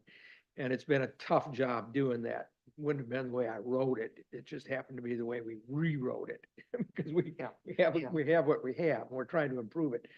But what we came up with the end was to try to make the step you've gone through a little easier, which I'm sure it hasn't seemed that way at all. And then the next phase, you know, becomes where you start nailing these things down, and the site plan just happens to be where you get all the building details. Right, right. approved. And- And I'm just trying to, if somebody doesn't want to spend the entire rest of their life trying to work their way through this planning commission process, they can merge a couple of these things, right? And I'm sorry, you're right. The preliminary plat, you wouldn't record that, but you're working up towards recording. Right, That's the right. idea, yeah. Right. So- So you've done a good job, and to the extent that you feel like anything is a criticism, it's part of it is just, we got a difficult code in my view. Sure, no, we appreciate it. Okay, Thank you. thank you. When I say difficult, I don't mean it's not a good code. I just mean it's a difficult code. All right, thank you all for that. And now we will go to it is a public hearing portion of our meeting, which the first item on that is a rezoning request on property located at 909 Church Street. And Dick Novy, our staff, has a presentation on that, I believe. You guys cleared the house out. That's a big one through. Tough crowd. We're all going to get a drink.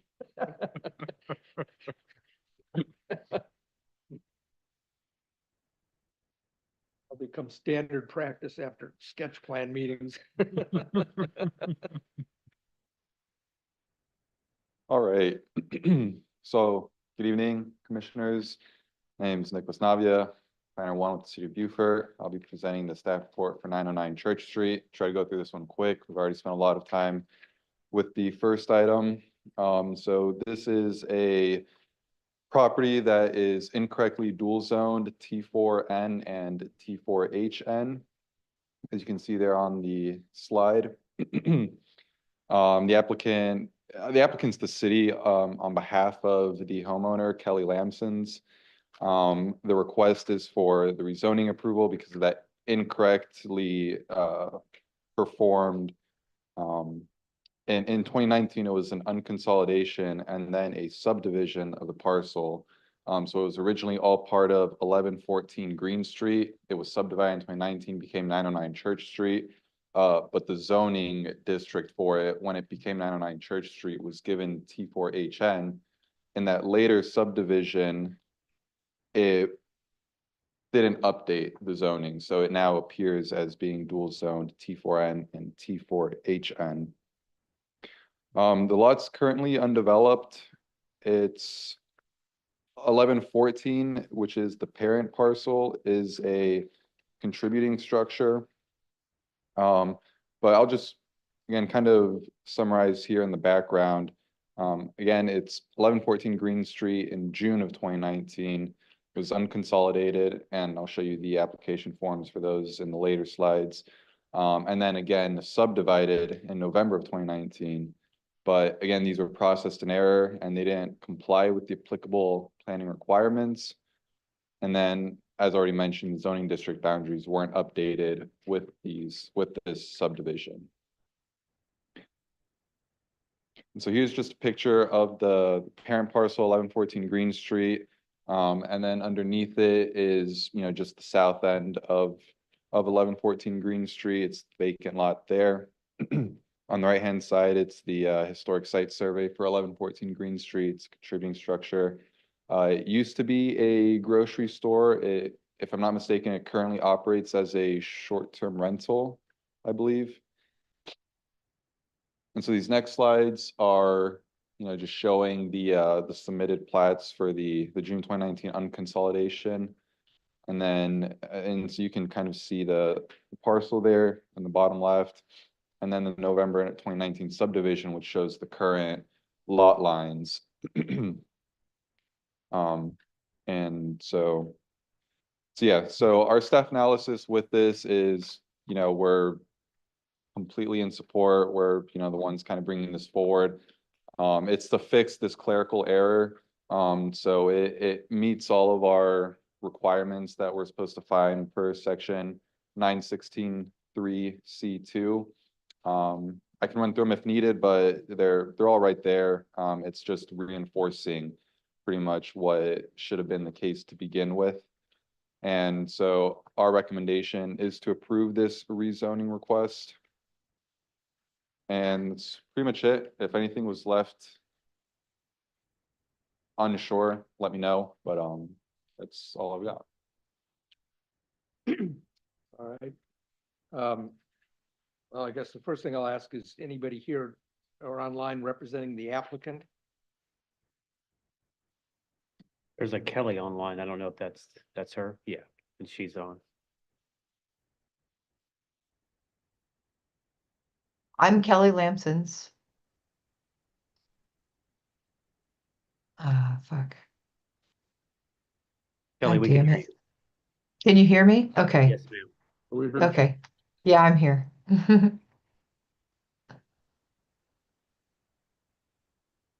So would you like to say anything in support of this application that's been filed? Just that I feel like this is the best course of action at this time. And I didn't make it clear, but it's to convert 909 Church Street to T4HN as the full zoning boundary for it, not T4N. Because, and actually, if you look at the slide here, you can really see the whole kind of area is that T4HN. 1114 Green Street is, curiously enough, the only one that's T4N. But we feel that 909 Church Street at the least should be fully T4HN and not T4N. Yeah, I would like to eventually develop a single family home on it, so it would make sense to have the T4HN. I understand that, Nick, that will they end up as two separate lots, or do they or are they consolidated as one? So right now, this request is it's not to change any lot lines or to subdivide any of the current properties. It's just to update the zoning boundaries to get rid of what is right now a dual zone. Right now, 909 is T4N and T4HN. This request is just removing the T4N portion on 909. And I'm just curious, is 4N in some way to inhibit the development of this property where T4HN would not? Or is it irrelevant to anything? not technically, there's different standards for development Yeah. for each zoning district. So that can cause uncertainty, that can cause potential issues down the line with, future development of the site. It's our opinion that this just kind of gets rid of what is something that should never have happened to begin with. If I could just jump in, So just see if there's anything else from the public online No, no one other than Kelly. or in the audience. Okay, then we'll go take questions from staff. I was from the just commission. thinking that the reason about that zoning is that 1114 was originally this historic store and had been vacant for a long time. So I think when the zoning was, I don't know, developed, it was trying to leave that option open to keep that building as a, you know, in a commercial type use. And then the lot was split, and then it turned it, so anyway, it's just one thing after another, and then it ends up. But it makes sense to now, I mean, Pruitt Store could be, if it's residential, that could go to T4HN. But I think originally the idea was, let's try to keep this one remaining, or at least the zoning intact in case that wanted to reopen it, is the store. So I think that's how it all happened. It doesn't really concern me that it has, part of it has a commercial zoning. It's just that I don't, when I get to the point where I want to develop a single family home on the lot, I just don't want to run into any potential issues. And the zoning department's been really helpful about pointing out that that could be a problem. So we're just here to see if we could solve any potential issues that might happen in the future. Very good. If there's no other questions or comments from anybody in the public or on the board, we'll close the public hearing and we'll go into consideration on this. Anybody has a motion that they want to make, likely approving it, with your reasons and it being in compliance with it, whatever the requirements are. I'll take a motion. I'd make a motion to recommend approval to rezone the lot from T4N to T4HN, because it meets all the standards for rezoning, and that now seems the most appropriate. Things have changed. The lot was subdivided, and then now T4HN seems the most appropriate zoning and consistent with the surrounding neighborhood. Comprehensive plan. Yes. Okay. We'll take that as a motion. Is there a second? I'll second it. Any discussion of that motion? Hearing none, all in favor signify by saying aye. Aye. Aye. Ayes. Unanimous approval. Okay. Now we'll go Thank into, you. yeah, thank you for appearing tonight. Now we're going to talk about the chapter 4. And this is still part of the public hearing, and we'll hear from staff first on this. And I'll just say in introduction to it that I did go through it again, and I will have a few little changes, just things that either were missed or just last minute changes. And I hope that all the time that we've given to this, that if we're not talking about too many changes tonight, we might be able to get this one passed tonight. Because I think that's what we've been shooting for a long time on this, and we still have some other chapters to complete. So Kurt, you want to lead us off? Yeah, I don't need to get into, we've had tens of hours in work sessions over the last 7 months on this chapter. So I'm sure there's some typos and some mistakes in it, scrivener's errors. It has not received a full legal scrubbing yet, but after this meeting it will. If you have any of those like more substantive changes, this would be the time to voice them and we can fix those or those to city council. Yeah, I think this is a pretty significant number of changes to chapter 4. And I think really the primary goal was to provide clarity. I think as you saw at the meeting tonight, there's been, I think, a kind of a desire for the last, at least since I've been here, but it seems like even before then, and some of you were on, all of you were on one of the boards or staff as well, but to really have kind of a more Beaufort vernacular or low country kind of design. And I think that has been kind of told to applicants in meetings to kind of design it a certain way without really direction, right, in the code. So the goal was to kind of add that to the code, to kind of make those changes. And also we've made a lot of changes, I think, from trial and error and from prior practice, like the last hearing that you heard on the hospital, but what did we learn from liner buildings? What did we learn from drive-throughs?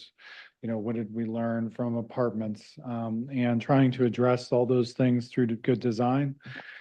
Those were all incorporated. We've spent a lot of time on them. And, you know, you're going to hear chapter 2 and 3 next month. And so I would just end on the fact that, you know, if there is anything that needs to be added to chapter 4, it can always be brought up next month because we're going to package them together. So this is the big lift, but we'll package them together. So if, you know, if there's a few things, you know, like I know we have a work session, maybe talking about a few of these that, you know, it can be added to the, approval next month. So don't feel like this is the last time you'll see this. So, Well, so for example, and we'll get to the public comment at the end of just going through this thing here. So for example, when we've been talking, we're gonna have a meeting at a work session next week about apartments. And I've written some stuff that I'll bring forward at that meeting or the next meeting or something on apartments. What, I just can't recall off the top of my head. Those kind of design standards would appear in what chapter? well, originally they were proposed as lot diversity, which would naturally kind of go in the lot standards of chapter 2. But, you know, we've got a lot of architectural diversity, and I think where we were trending seemed to be either we address it as its own section, or if we're going to really just focus on apartments only, we can always go back to chapter, was it 4.7, I believe, is apartments. So we could, you know, make an amendment because to chapter 4, you know, and I can advertise it again next month if that's where we decide to make it, you know, maybe it's conditional use or specific standard. We could do it that way instead of just chapter 2 and 3, because, you know, we're not going to take chapter 4 a separate month from chapter 2 and 3 to the city council. So we're just going to package them all together and have the same legal review just because, you know, it only makes sense, right, to have it all as one. But, you know, I thought it would be best since we spent all the time on chapter 4, let's do it tonight. And, you know, if there's some extra things next month that comes out of this work session, we can just add it to chapter 4 and advertise it again next month, just those few amendments. Does that make sense? Hopefully that makes sense. Yeah, I'm just thinking, because I do think that what we're considering right now regarding apartments is kind of a major thing. My thinking may be revised a little bit here based on that is let's go through this thing and see if this can be our final wash of this thing. Sure. The apartments. You're missing 3 members, so. And you're not gonna send them on to council until we're done with 2 and 3. We'll do a final approval of 2, 3, and 4 all at one meeting, but try to make this, except for apartments, our last review of 4. You know, and That's perfectly fine. And I think because of unforeseen circumstances, we're missing almost half of the commission who've spent a lot of time on and this. and then if the commissioners. We weren't aware of that last week, so those all came up. So Yeah, and if the commissioners that aren't here tonight have some last minute That's, things. then that's that'll give them perfectly a fine. chance to It's do not that gonna too. hurt anything. But if we can make some headway in the next whatever period of time we feel we need to spend on this, or at least the group of us can sort of get to the end of this. I think that would be valuable. So maybe what we can do is just just go page by page and numbers of them we'll just fly through. But on the first page, I'm sorry about that, but just on the and then I won't have something for a few pages, but 4.2.1A, the very first sentence there, I think is superfluous. We're just defining what the word shall and the words should and may are. And that first thing that says this section establishes both binding standards and discretionary guidelines. I don't think that goes there. I think it should start just by saying binding standards are typically signified by the word shall. I just take that first sentence out of there because it's misplaced there and doesn't. And that's in the existing code. I don't think Yeah. we just really Yeah, contemplated. that's all right. It's But just- I mean, if you all want, since this is going to be not really, you know, you're gonna have your final public hearing, we could just talk about any major issues instead of doing the full review. You could think just submit them. I may be gone next month anyway, so Okay. can I give you? Okay, these? sure. Because a Up to you. couple of them are semi-major. I think it would be good. And what I'll just do is I'll call out numbers. If anybody wants to stop there, we'll just race through 2, 3, I- 4. Oh, can I just say back to 1? It's Oh, not, okay. not a change. It's just so that everybody knows now that the applicability of these design standards applies to all construction, I mean, with a few exemptions, maybe for LI, but I mean, bringing all single family into these design standards, I mean, that is a big change. So I just want to make sure, we're aware of that. And I think that there could be comments on that as time, as this goes into a more public review. So that's just, He's just making a general comment. yeah, right, about- right, yeah. About the fact that Because it's a big change for our single family in T3S, well, all single family, big change. So. I just- think that was to address some of the subdivisions that I think have been constructed since the code was adopted that I think people felt were not really consistent with the goals of the transect-based, the form-based code and the master plan, civic master plan, et cetera. So that was the goal. That's all I had to.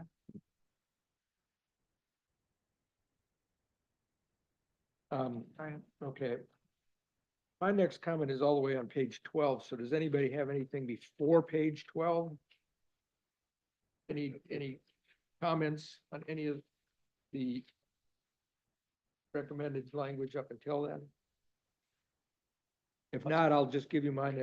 It's on, it's not a big deal, but on row houses, D, row house, townhouse, I had recommended previously a sentence at that 4.5D that just would say this. Row house townhouses may be developed under a zero lot line, single family form of subdivision plan or under a condominium regime, which shall be disclosed as part of the site plan application.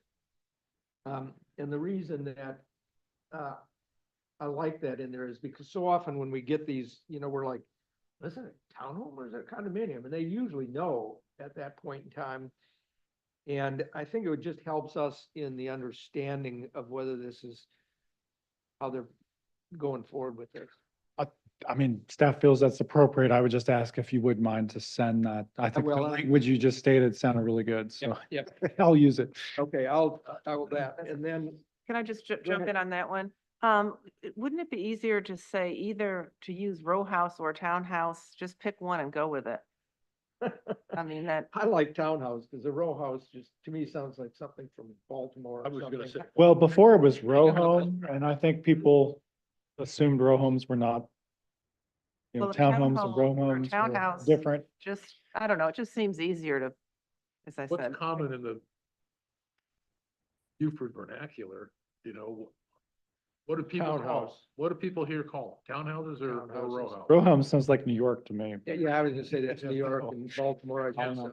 We'll just call townhouse. them townhouse. Okay, yeah. Yeah. It seems that row house is more urban. That's probably why it was originally like that, but it seems Right. like around here, people call them And townhomes. we can just, Right. It sounds. if Yeah. you would all agree, we can remove Seems row home, easier to- but it might Yeah, pick one. All right. require And a lot of changes. I'm gonna have a comment of that exact same kind at 14, page 14, carriage house.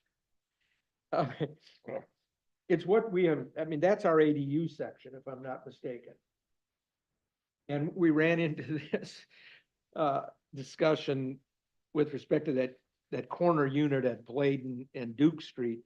And the applicant called it a carriage house on the application, and then we ended up, discussing that whole thing, we ended up saying, well, that's not a carriage house.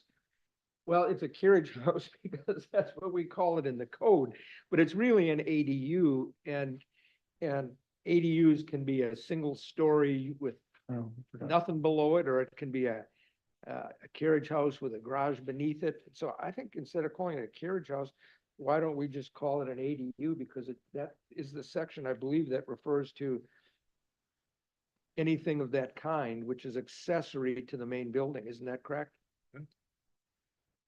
Yeah, it might just require a lot of changing. So would it be okay to put carriage house / ADU, just so we cover the bases? I'd call it an ADU / carriage house. I just think everybody's Would referring. that be to it as okay? ADUs. / ADU? But Okay, an ADU, you can have one attached to your house. You can have that's true. yeah, you can have an ADU within your primary.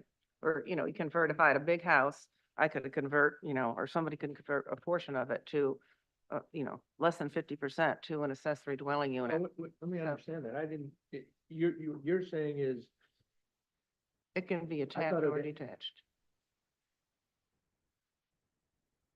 I An thought- ADU can be attached. Mhm. Why would you call it an ADU then?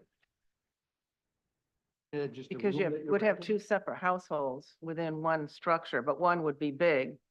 So let's say I had a 4,000 square foot house, 3,000 square feet could be my house, and then 1,000 square feet could be, I rent it out, to a student or whatever. As a separate entrance. Yeah, that's mhm, completely separate entrance, a separate kitchen. Um, Well, Could you call it a detached ADU? Or you could just leave it. as we have that. another, do we have another section of this code that deals with that particular kind? 'Cause We this- do, it's in chapter 3, I believe. I'm pretty sure. Well, in this one, we say, that this is where we talked about one per lot. Do we have, if it's in an entirely different chapter, does that then allow you to have one ADU attached to the house and one that's detached from the house? Yes. That what we were anticipating when we, I don't think anybody was concerned if it was attached to the house. I think it was the detached. so then let me ask, so how many ADUs can you have that are attached to the house? um, That's a good question. One, That's under you accessory. can have one. Numbers per lot. So it I'm could looking be- at 3.11. Okay, so that could either be attached or detached, I guess. But are we okay with just calling it a carriage house? Because Well, I think so we're let me understand that creating then. some As long, complexity. it's fine to leave it carriage house if what we're dealing with then is that from the standpoint of a carriage house EDU, you can have one because that's detached, but if you have an attached ADU, you can have one more. Is that correct? Right. I think Well, so. because that's what everybody understands, okay. That's what I understand. Well, I'd have to. is it? You have a I'm compound. looking what at You it. can have a compound. Is that what you know, we but- intended? And what, I don't think it's really ever come up before, but, I don't think anybody's really thought about I it mean, you could have a strongly. guest house and a carriage house, right? I think that's, well, see, it's come up acceptable. in the context of Yeah. people have been asking us, how many ADUs can you have on a lot? That's the, And- that and has if, been. if the attachment to the main house can be something, really inconsequential, it could end up looking like that's a way to get around the single ADU requirement, single ADU limit per lot. Think about that. I think, are you basically saying that, it's not, Pardon? it seems to imply the carriage houses, it's detached, but it never actually states it, which is interesting. I don't think we've ever talked about this before.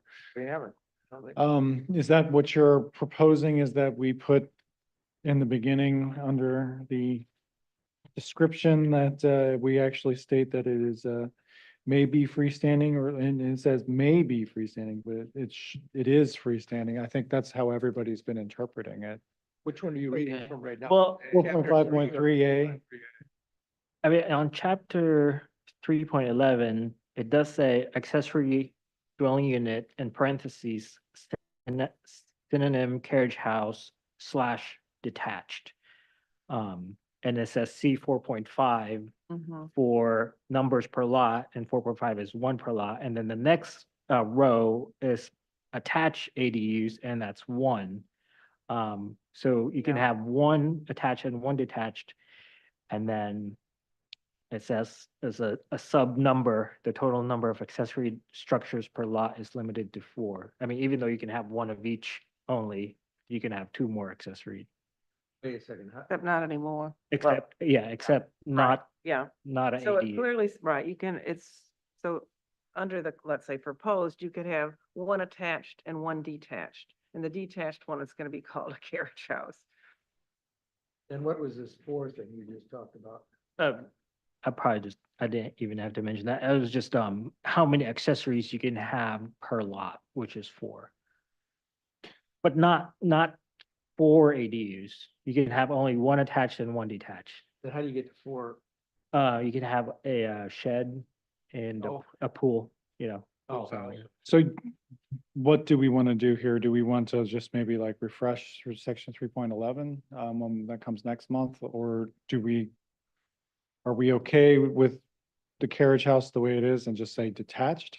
So we're clarifying it, or do we want this to incorporate all ADUs and make it clear that it's for carriage house slash ADU? Which would you prefer? Well, 4.53A, you're using the word adjacent, which means next to, and then you're saying freestanding, so it's a separate entity on the property. Yeah, I mean, that's how I've interpreted it. I think, but So do we on the other, in the other chapter that you were, chapter 3, where this one, we define it as a maximum of 2 bedrooms, minimum size 240 square feet, maximum size no more than 50% of the footprint of the primary building. Do we put any of those size standards on the attached ADU? Yeah, it Are says they exactly the same? maximum 50% of the footprint or 1,500, whichever's smaller. Yeah, and then there's the additional standards columns that's referencing back to 4.5.3. so I mean, it might make sense just to put carriage house slash ADU on this, because then it would cover both attached and detached, because Well, except that right except now, for the, can you have 2 per lot with the attached? That's a good question. so this one says under number allowed 1 per lot. And then it says comment, additional ABU may be allowed as a special exception. So that seems to imply there that if this other section of the code is saying you get a 1 attached, and then you get this 1 detached thing we're calling a carriage house, and a special exception would allow a 3rd, is that really where we were going with this whole thing? I don't believe it was. I don't think we really thought about it.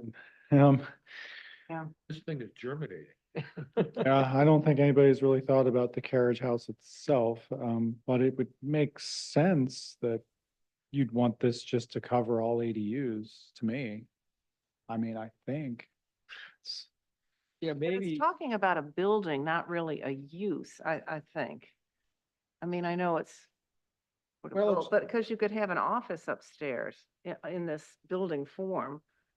But it doesn't have to be 2-story either. It's sort of like a detached accessory structure that you can live in or, you know, have an office in, or it's more than a shed, but What do you all Less want to than- do? Which code section are you talking about? The one where in? yeah, when we're in now, I mean, about the carriage house.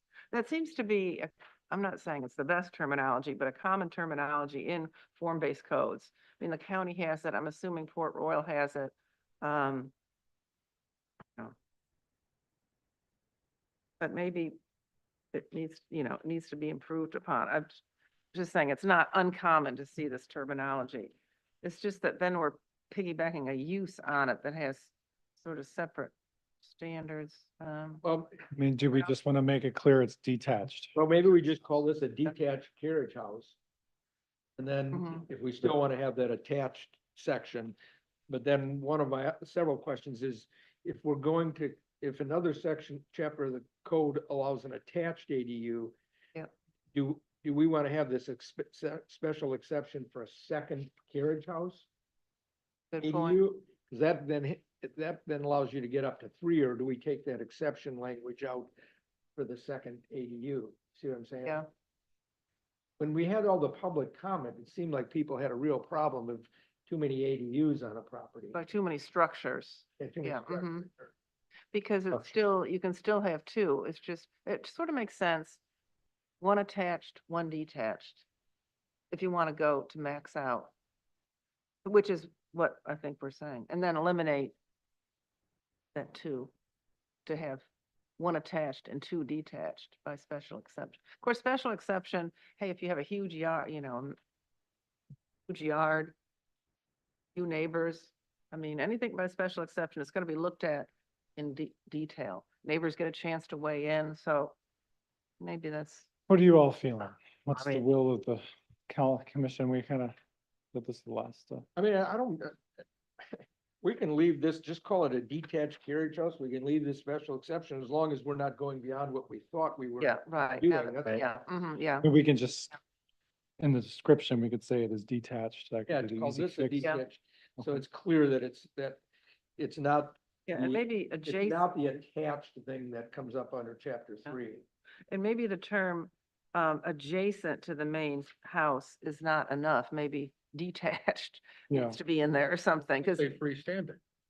we'll just Oh. say detached, freestanding / detached to that's the right. main house. I think that's Maybe, what, oh, yeah, okay. I think that would work, if that works for everybody else.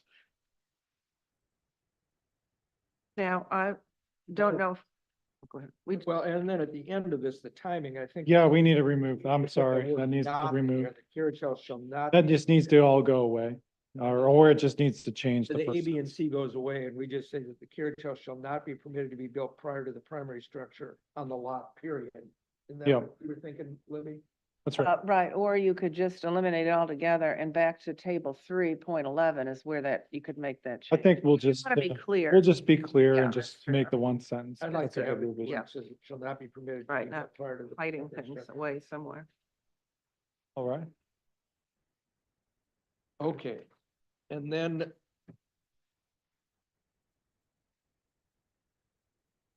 moving on. on page 18, under housing model diversity.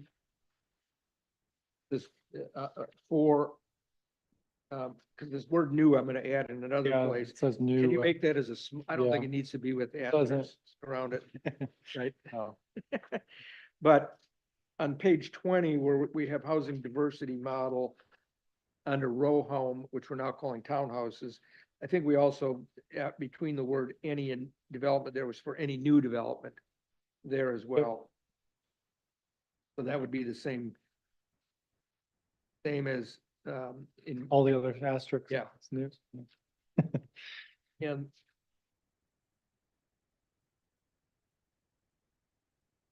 I have something on 22 real quick. go ahead, which one? Well, I guess we weren't really gonna talk about it, but were we still gonna change the images on apartments? What page are you on? Page 22. Yeah. Okay. You don't love those images?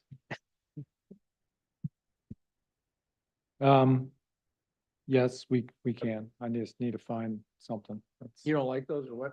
Well, it's not representing frontage Oh, okay. on at least the sketch view and the plan view. Oh, And that photo is not really typical around here. I'm not sure where that picture I is. think from. that's in Habersham. Oh, I it don't is? know, but I think it is. Okay.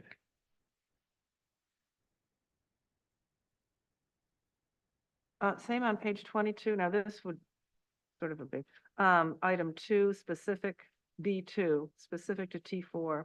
Multifamily dwellings are not permitted in T4 and A. What about considering, like a 4 to 6 unit or a apartment of 4, not to exceed 4 units in T4 NA? I mean, that is a change, but T4 NA is down along the depot on Depot Road. Right now, it's mostly industrial, porta potty storage and things like that. So, but it's got, I would say, lots of potential. yeah. Well, we don't have a lot of T4NA, do we? No, it's just there. Yeah, and I think with the apartments, we were also thinking that maybe there could be a restriction on T4 in general, maybe only 8 or 12 units per building. More than Might 12, I think. Yeah. might Yeah. fix some of the problems in all these transitional areas Yeah. where we have 4-story apartments going up next to country, basically county roads and single-family houses that are, 1 story. So you want to I take think- that, you want to take that Take one the- out of there, you say? Right, or change it to, in the proper formatting, but in the T4 NA, no more than 4 units per structure. I mean, won't overdo it since now there's nothing allowed. So that's what I would recommend. That's also going to be a change back in some other section that we'll get to later, next time too. Change in Article 2.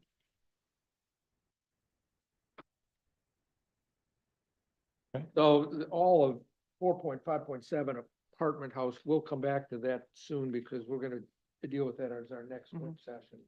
Okay. So moving forward, my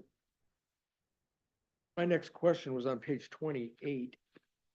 Those pictures of the liner buildings, appropriate, inappropriate. I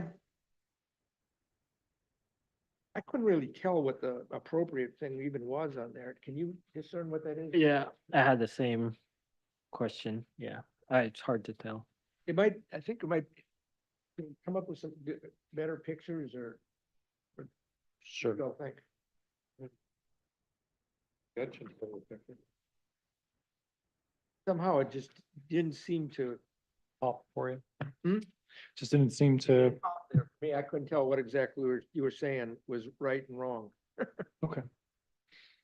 I know mean, what we we could just talked about. remove them if Maybe we can't just find some remove good ones. Oh, we'll see if we can find a better picture. Otherwise, just get rid of them, I guess. I think I think we describe what we're looking for, but the images.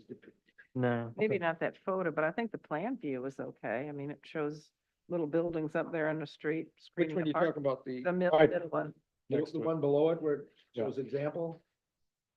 We're looking at page 28. Oh, sorry. Oops. Yeah, Oh, yeah. I just said those appropriate and inappropriate. I couldn't tell Oh, what they were okay. telling us there. No, I'm not sure about that one either. All right, we'll remove them. Yeah, that example, no, I don't. Since it came up tonight in the context of this Novant thing, and I don't know that that's a civic, that we really intended an office park to be considered a civic building. And so, the questions that Paul Trask raised about how far they were set back on that road. It seemed as though all our discussions have been trying to move things up instead of have things set back so far. And which of all these different building types Right. really are those? Are they a large footprint? They were mostly buildings, I think, that were in what were the size on those things? 5,000 to 7,000. 5,000, Yeah, they're 7,000. just I mean, typical do we not, commercial buildings. do we have a building type for what those are? We talk about all the No. different residential types, and then we talk about a live work. And then we talk about liner buildings and civic buildings. But in a large footprint building, and then we kind of ignore that entire project that they submitted tonight. yeah, the way I was looking at it is it could either be treated as a liner or a civic, just because, hospitals was in that civic list, but that's a good question. Yeah, I think the code's really wanting that as a liner building, to be perfectly honest with you. What's that? They're under 20,000 square feet. I think they're supposed to be a liner building. So, We're associating them with being hospitals. They were. well, it says in their civic buildings, it says hospitals, but I don't think the whole thing is gonna be a hospital, so I don't think they know, I don't think we know at this point, so, But so would we say where it describes liner building, it says this is a shallow structure typically 25 to 30 feet deep. Well, those buildings were probably, what were they? If they were 10,000 square feet, that would be 100 times 100. If it was a square building. So that isn't typical. I mean, maybe our liner building ought to be called something else and we don't define it quite so narrowly. I don't know. I mean, if we want these smaller buildings like liner buildings up on the street, or don't we? well, in all the T districts, they have to be, so. I feel like it's a standard, let's say, office, commercial, or, flex could go back and forth building. Yeah. It's not big, it's not a large footprint, and it's Right. not necessarily screening something, so it's not a liner. I just don't think it's really called out here. Yeah, it In is. terms of, there's nothing specific that needs to be done. It doesn't have a drive-through, or it's not massive. So you just then apply the setbacks, the Like a regular frontage, show. height, and then the general design standards, fenestration, windows, and that kind of thing. You don't It think just- it needs to be called out? as I don't building think so, type? but I certainly understand what you're saying, that it is sort of interesting, because that could be the most common non-residential building type. It's just Exactly. non-residential building. I don't think we thought about this because this is the way the current code is laid out, Right, so. no. I don't know, Good catch. yeah. Yeah, and on that liner, it's on the requirements, it lists RMX T4 and T5 UC, but it doesn't list IC in there as well, so I guess would it apply to IC, the frontage? If it was liner? I mean, no, I think that's what Christopher stated is, the development code gives them a lot of flexibility with IC. It's just you've pretty much set a stage for the type of development that you want, so. Well, just, Yeah, it is interesting. It just doesn't call out your standard, like a building downtown or on Charles Street or. But at this point in the game, I think it's probably, if we want to get this approved next month, That could have creating a whole new building dimension type, to this. it's kind of a lift, right? So that's probably gonna be difficult unless you just want to specify. well, well, let's just, I mean, if we don't specify, do the existing code provisions address it? I mean, for. Yeah, you would fall back on the general design standards and the Chapter 3, setbacks, yeah, and of chapter, What of is this chapter and what is it? It sounds like there's some interpretation as to where those buildings are supposed to be located. But I would think that should be very clear in our code. I mean, I think it was a matter, I mean, it is, I think, and I see it has, you said setbacks, min, max, setback, and that kind of a thing. I think the issue was what street should they face? That seems to be the big challenge with that Novant development. Should they face Robert Smalls Parkway, or should they face that new, hopefully, street that they're building along the north side of the property? I mean, if they really, that was gonna be, which it should be, designed as a street, I mean, you could say that could be their well, they frontage, weren't, that's they gonna be weren't, their they setback. weren't, they weren't, fronting any street. I mean, they were just set back a lot. They weren't fronting street, I don't remember what the streets were named, but. Like you see. ABC. Yeah, yeah. You see, I don't think they were fronting any street, were they? Well, I wasn't sure actually where the front of the building, well, I mean, they might have to. Well, they might have to, but yeah, let me just But, look right, at there it. was It just looks like the a- hardscape was fronting the parking lot Yeah. is what it looked like. Yeah. So- And to So be, your point is, 4 and 5 could be set back as far as they are from Robert Smalls Parkway. As long as, are they gonna be fronting that D street in the back? Then their back is to the parking Right. lots, which means when you drive down Robert Smalls Parkway, you're looking at the back of the buildings. I mean, it's. Right, yeah. I think since they don't have buildings on the Robert Smalls, to me, ideally, it seems that there could be buildings along both those streets and then parking in the middle, like courtyard parking, you might say. It's just that they're missing some buildings on Robert Smalls Parkway. That's what it looks like to me. But all I'm getting at is that we spent so much time on trying to determine where buildings and stuff go, and then to have, I'm not criticizing them, I'm just saying that it should be when they bring a plan in like this, that they know exactly where how they're supposed to front those Yeah. buildings. Well, it seems. Without us all trying to go. Well, I mean, the easy solution, well, two things. One, I think the current code and all the building types were done with very little IC in the city. It was just around the hospital and the university. So I don't think that was really contemplated as much. And then the city annexed or rezoned a large portion of property on 170 after the fact for the VA hospital is what I understand. And so now we've got all these developable properties that are under an institutional campus that are basically trying to develop in just a regular setting without the transect zoning. So maybe the easiest way to do this is, we can say that minor building could be triggered by the IC district. We could put that in there if you'd like. That would be the easiest way to yeah, and, solve this without and this might help. recreating a whole new I building hate to make type. these guys, put a skinny liner building on the front of this thing, which is gonna mess their whole plan up. This might help. This might help. So the front setback for IC is 10-foot minimum, and the maximum setback shall not exceed the average max setback on the same side of block build to line of the adjacent T zone shall also be considered. Which would be T5, you So said. that would be that T5 that all the liners, So then we've already got it figured out. so it has to match the liners basically in front of Walmart, I guess, or in front of Beaufort Station. Beaufort Station. But really, right now, all that we were doing with that preliminary plat, you might say, is setting out the street grid.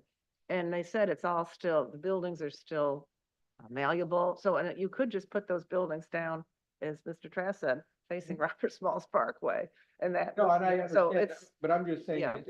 what we're not trying to solve their problem Right, today. mhm. We're just trying to solve the problem in the code that we're drafting. Mhm. And it just struck me as though our code didn't really address that situation. yeah. And That's true. we either have to do it in chapter 3 or chapter 4 that we're on. And we don't have to do it in 4 if when we get to 3, we address this. And I think the idea is to have these buildings not set so far back and don't require in a circumstance like this that somebody do something really impractical, like some skinny liner building in front of what is just supposed to be a series of. No, small you don't office want to, buildings in right. An office park. Well, I think the code provision that Benji stated would already fix the problem. If that's true, if that's true. And you think that does, Benji? Maybe we just address it when we get to our discussion. Yeah. Maybe it could be re-clarified in the, when we do chapter 3 and just state that the primary Yeah, streets that, you know, like Robert Smalls, et cetera, like are the setback. yeah, because I don't even know if those supposedly liner buildings are set back how liners should be. I don't know, and I don't think they are actually, but, Wasn't there an issue with these? maybe we can look at that language Yeah. in chapter 3 to fix that problem Right, next month. all right. And we can, No, I appreciate, Paul, you bringing that to our attention, because I don't know how it kind of just.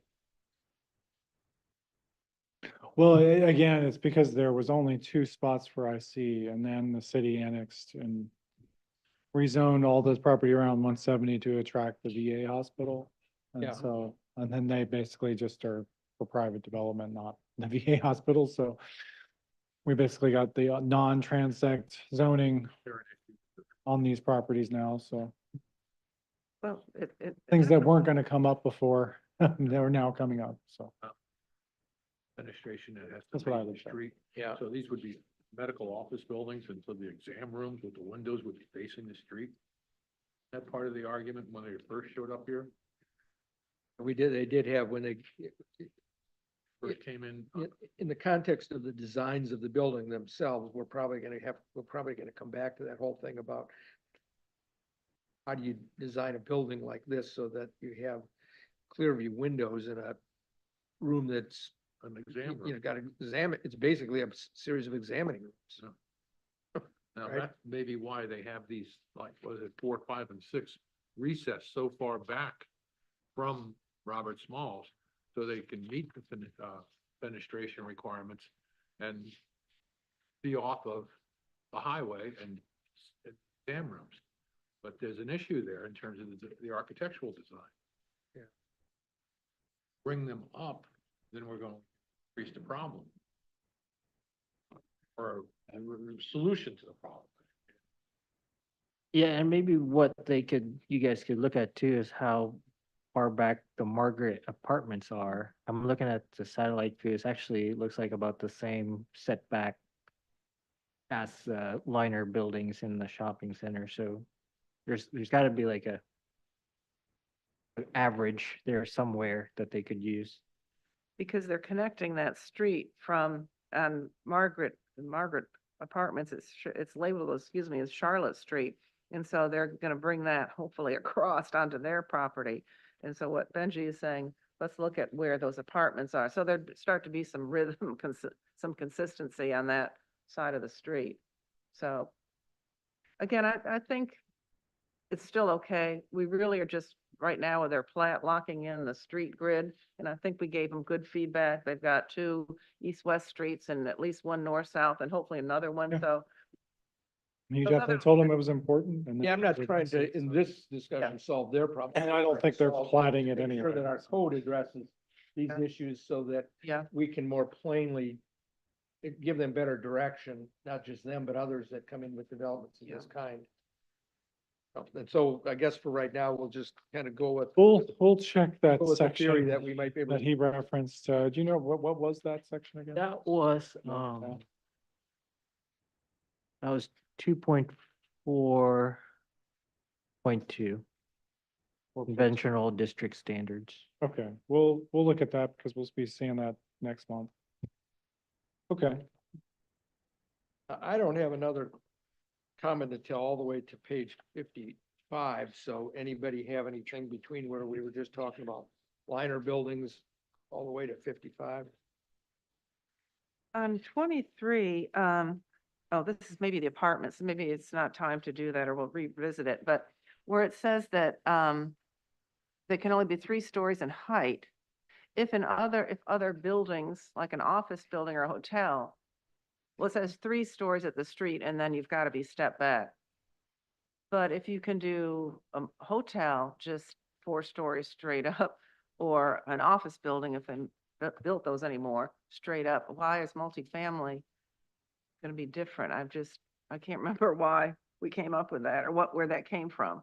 Yeah, I think we should look at in the context of the whole apartment discussion that we're gonna have. I mean, if we want to just say 4 stories and T4N is too much, just change it to 3. And Yeah, then and I if think T4, if the amount of T4 units- C is 5 is too much, just change it to 4. But it just seems that, I mean, the idea of the form-based code sort of is that buildings, what's in the building isn't as important as how the building relates to the street. And so if we've got some buildings at 3 and some are 4 based on their use, is that makes No. sense? I don't know. I think where we're going with this is probably, yeah, I think you're right. The way we were talking the other day was trying to, because the biggest complaint we get from people, other than just why so many apartments, or why any more at all, is how to deal with the massing of these things so that we don't get just these giant all 4-story building things. So we were talking about, and we'll talk about it some more, Bill, and I had recommendation on that where you have, if you're gonna have 4s, you gotta have 3s. If you have 3s, you gotta have 2s. And so that's just one of the Yeah. several different requirements you have to break these things up some. But I agree with you that I think that, you know, especially on an arterial, perhaps the best place to put the 4-story is right up on the arterial. Mm. You know, and because you don't want the 4 up against an adjoining residential, yeah. for example. Right, maybe we could So do it that way. Okay. Well, we're gonna this- say they have to, but we're gonna say they can. So let's look at that when Okay. we get to. Maybe we can just have a handout for everybody at the work session next week. I'll send something out that's a follow-up to what we talked about in our little group thing as a Okay. handout. if We'll- that's okay. We'll have the other Consolidate what we did. stuff too, so. And one thing I thought of since, our meeting on the apartments, I was looking at the apartment plans. Some of these apartments are creating these blocks, but the apartments are not engaging the corners how we typically want to, we try to get people to engage the corner, build the density in the corners, build the edge. And I think that may be something that we should probably try to address or require, because you lose the blocks when the apartments are in the middle of between streets. And then you have kind of this empty corner that's just kind of just floating there. Does that make sense? So there's no defined city block, just a thought. Maybe that'll be good when we go on the site visit to really, it'll hit us in the face like, oh, yeah, wow. Okay.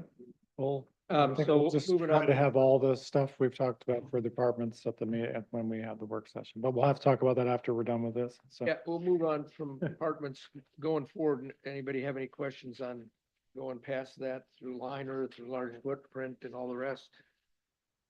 Or anything else? Till Structured page parking, 55.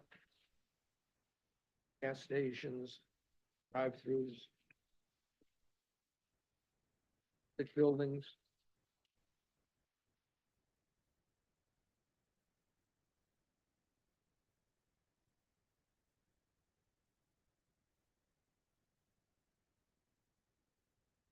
I think we've spent considerable time with Mhm. all of this. Yeah. I hate to go back, but this Go is ahead. a quick one. I guess because it didn't have a section number.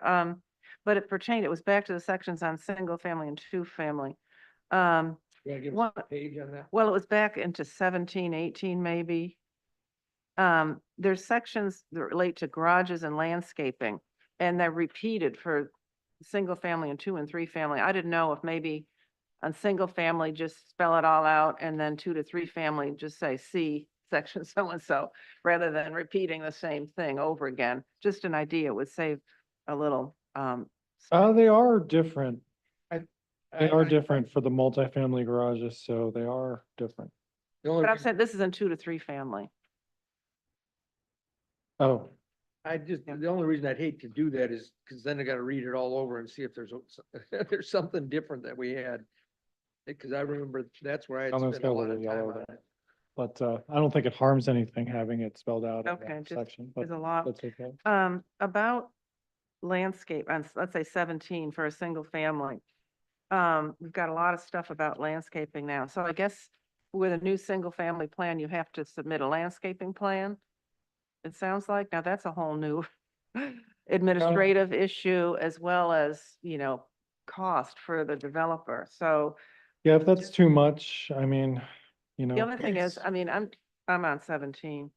I'm not going to do this but some people about, what do I want to say? There's some Yep. terminology about, front yard farming. If I want to do a vegetable garden in my front yard, it doesn't look like I can. I mean, I think I understand what you're saying, but I think, That usually is. does some extra stuff. It is some extra I stuff. I think the idea of planting a tree is a good one.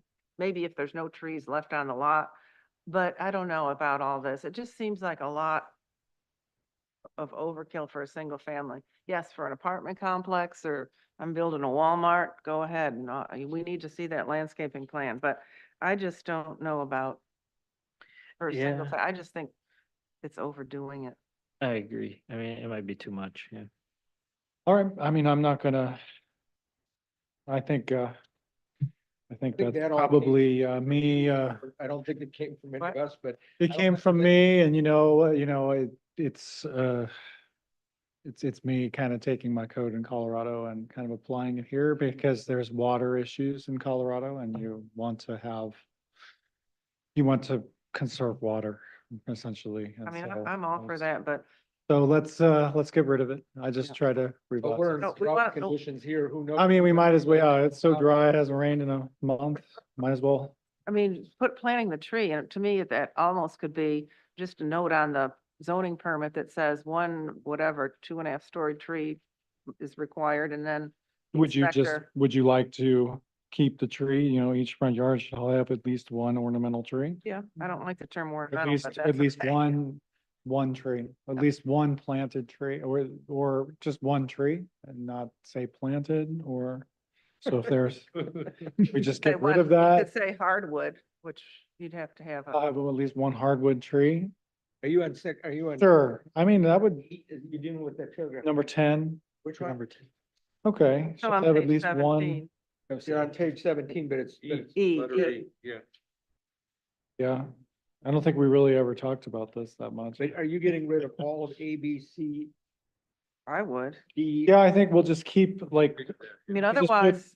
front yard landscaping, each front yard shall have at least one hardwood tree. Because otherwise they're gonna have to submit a How's whole that? separate sheet about landscaping, and somebody's got. I think that's easy enough Yep. for us to administer, right? Yeah. Yeah. All right, I think that's a good change. Sounds good. But keep the tree. Thank you for preventing me from overregulating.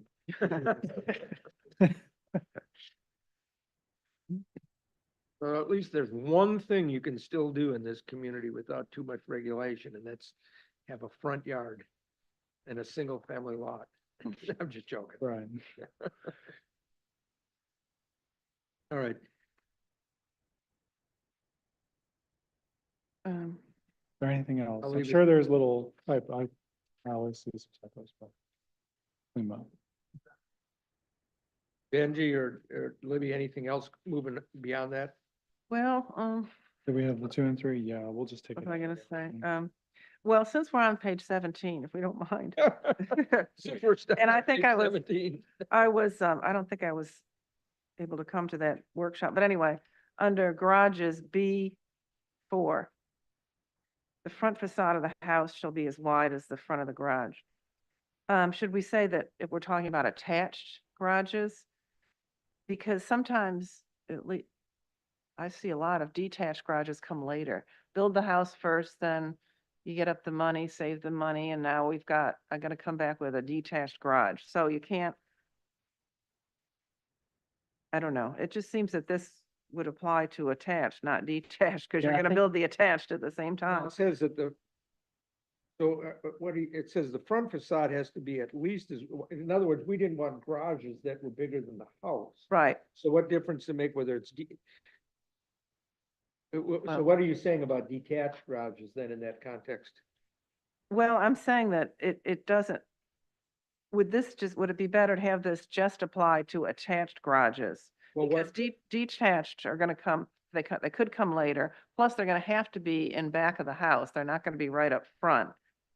So, I don't know, that's maybe nit. I mean, this is Well, for front entry. This is well, not and- for detached garages. and This B, is we meant said for if front attached to the entry. house, a front entry garage shall be recessed a minimum of 5 feet from the front facade. Yeah, this is, Entirely detached from the house, then we have them set back. Oh, okay, See, okay. see, so- B is for front entry. Yeah, B is for front entry garages, not Yeah. detached garages. That's all the reference, but if maybe we could just put a B front entry garages, title it, would that make some more sense, just so it's I think if clear? you read the whole thing through, I think Mhm, it's yeah. pretty clear. But I'll do that because you never know, that someone can. yeah, oh, I guess I got Misinterpret. confused No, because, B is clear right at the front. It says, it deals with front entry garages. but then Front under, entry garage It can is, also but- be a detached garage. I could just put a heading that says front entry Yeah, garages. and but I then think wait, on paragraph I, the first sentence, if attached to the house, blah, de blah. Second sentence, if entirely detached from the house, or if blah. Then it's located back. That's why you don't need to put a heading on it, because we deal with both of them there. Okay, but I thought B, we said was just, oh, well. No, that's what we're good. dealing with Oh, is. front entry. What we're dealing with Okay. is, we're not talking about, we're talking about a front entry as opposed to a rear. I see, okay, okay. So we've got two types of front entry, one that's attached to the Yeah, house, which okay. has to be set back from the house. And if it's detached from the house, it has to be behind the house. Okay, gotcha. That's, I think that's, Yeah, I'm just gonna title that front entry garages, and so that makes some sense for all of B. So does that make sense? There's don't no think you need confusion. to. But I think if she's confused, we might as well. well, no, it just wasn't, it's, I'm. We might as well just, I confused, mean, yeah. it makes sense to me, but we might as well make it clear, just so there's not this problem. So number 7 would be called front entry garages. Well, no, there would be garages, and then B would be front. Oh, entry. B front entry. B front Okay. entry garage. but we don't, okay, you don't have, whatever you want to do. Okay, yeah, and so I see it, but if it's Um, still attached. Shall be in the rear. Okay. Now, this is maybe nitpicky, but is there something in the building code that requires the garage to be set back away from, if it's detached, it has to be at least 5 feet from the primary? Yeah, I didn't know if 6 that, feet, but yeah. if that should be in there, because then it says, That's the building code would No, cover close it, I think, you know. Well, the way I had So- written, I wrote this section, the way Yeah. I'd written it, I said, if it's behind the house, then it shall be located no closer to the front of the house than the rear wall of the house. right, Now, that, if there's a building code provision that has it, has to be further back from that. yeah, so I just was wondering, do we That need would to be- say that there? It needs to be set back at least 5 feet, I don't. I mean, I don't think we need to personally, because Okay. we won't allow you to build it unless, I mean, unless you are. there's gonna be a lot of things in the building codes Yeah. that aren't addressed in the zoning code, Okay, I think. okay. I think that's.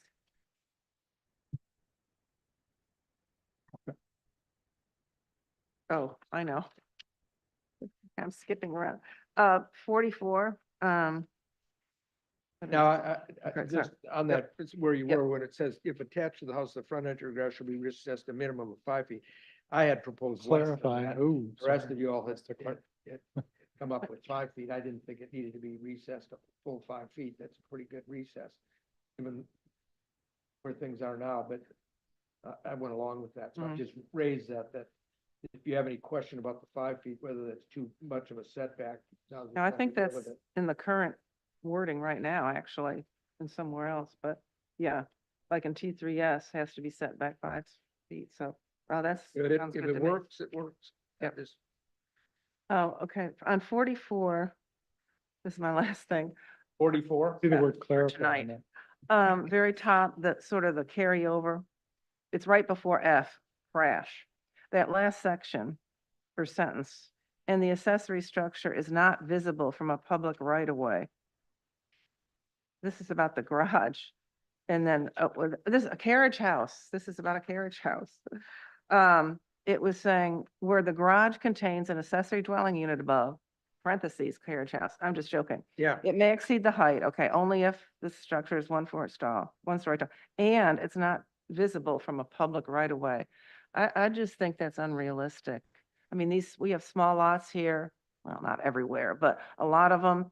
And I mean, as long as it's in the back, you want your garage in the back, even if it has accessory dwelling unit, but not visible. I mean, But- that is, there's no, no that, way. yeah. We my- make this more my general, carriage so house it gives is it some. Very visible. Yeah, from from I would say just from the delete, Street, everything after 1 story tall. yeah. I agree. Yep, We don't need any more impediments to. Well, would we want to say, or is placed as far away as possible in the case of corner lot? I think that's gonna, well, no, I'd say forget that. Okay, Corner that's lot. fine, the Yeah. clause being all removed. Yeah.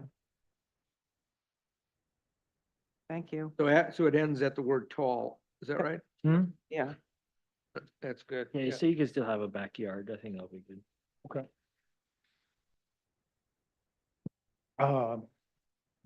Anybody else have? I have, just at, all the way on page 55, What's the?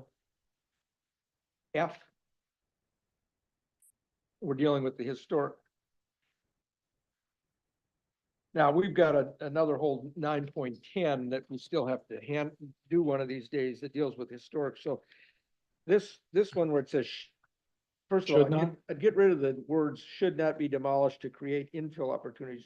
So it says properties deemed contributing in the 1997 Beaufort County Above Ground Historic Site Survey or in the most recent Historic Resources Survey should not be removed or rendered as not contributing to make way for new construction. Actually, I would put at the end of construction there, except as set forth in section 9.10, and as such removal or other acts are approved by the HRB. That was really the essence of everything that we were trying to figure out in the demolition thing under the HRB was, we're not saying that you can't do it. We just have to come up with the standards on which you can do it. And if we leave this provision in the way it is, it's basically negating everything we might do when we get around to section 9.10. So again, I just, at the end of the word construction, I put a comma, except as set forth in section 9.10, and as such removal or other activity is approved by the HRB. And then we'll get around to that in 9.10 about, how we're gonna define you can have a removals, demo a structure. Does that make sense? That makes sense. I just, again, send that language over. That'd be Okay. helpful. All right. Anybody else, anything in this chapter 4? Paul, I think you have a citizen. I think you have a Yeah, citizen. just among us, then I'm gonna get to public comments, and we got a member of the public. Thank you, Paul.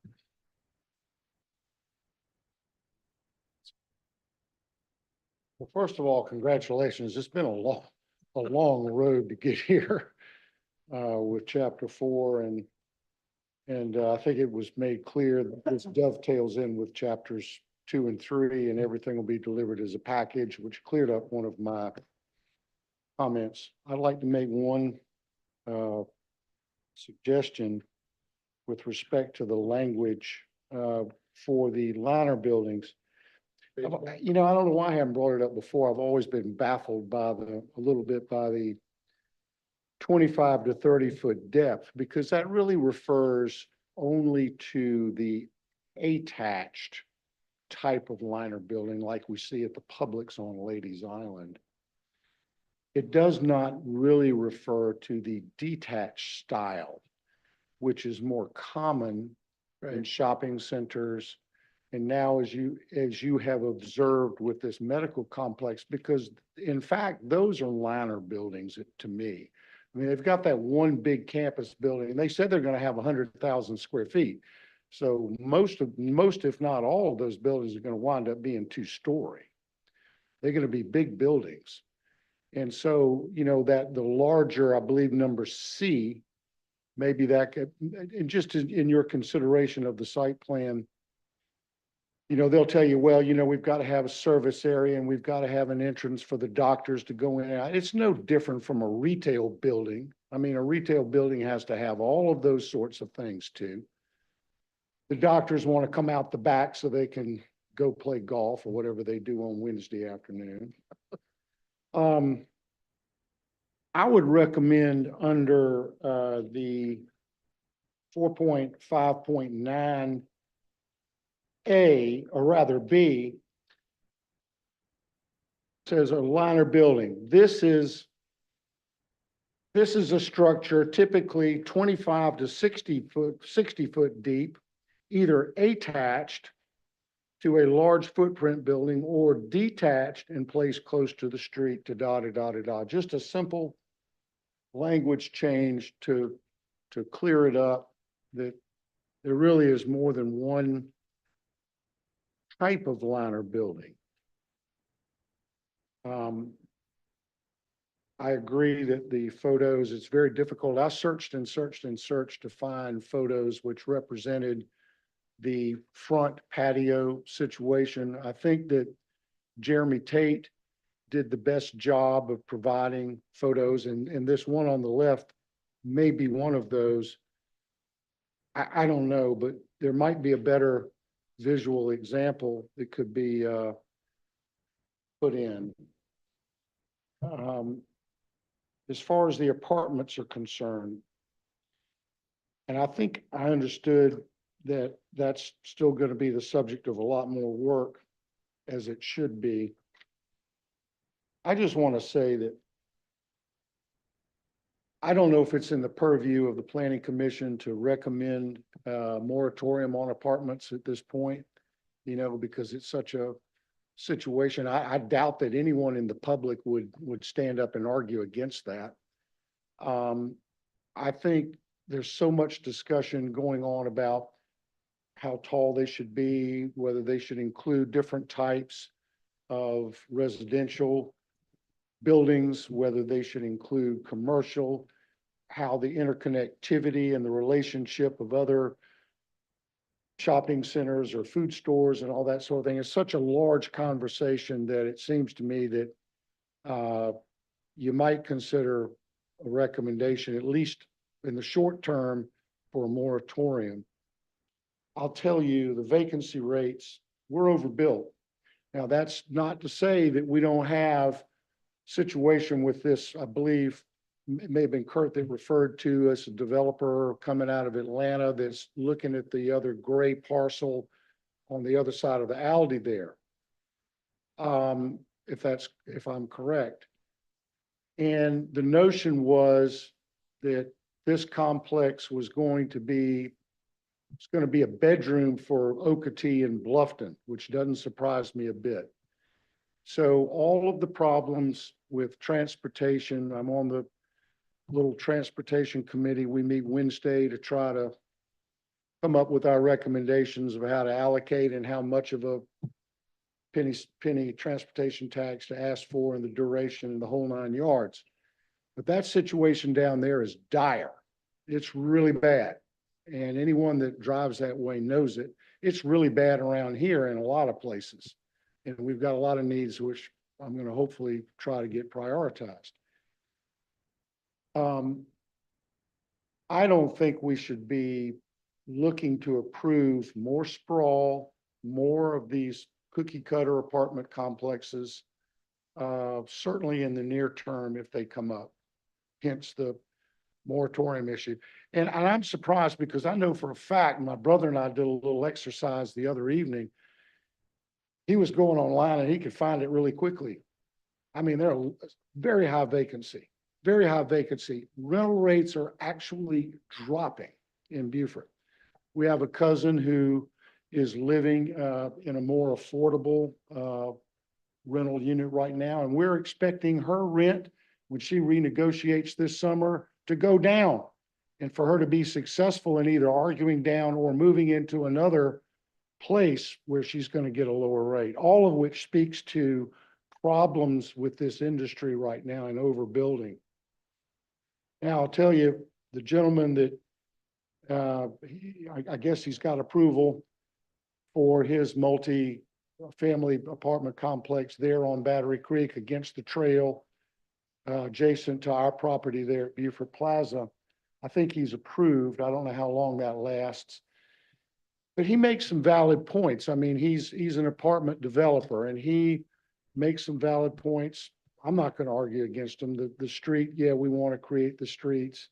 You know, the little 18-inch elevation, he was mentioning that. He was mentioning the difficulties in trying to accommodate, you know, all the mixed use and that it doesn't work. But I would let them speak to that at the appropriate time. I would recommend suggesting moratorium. Would you suggest to implement the moratorium? I beg your pardon? How does that happen? I don't know, and I don't know the legalities, but That, the city council would have to Does it have to have be? that. yeah, but if, It's not, I. no, I know, but I think there is a mechanism. I think the town of Port Royal had a moratorium on something not long ago, so I don't, and, you know, if that's not appropriate, then certainly don't do it, but that's just a thought that I had.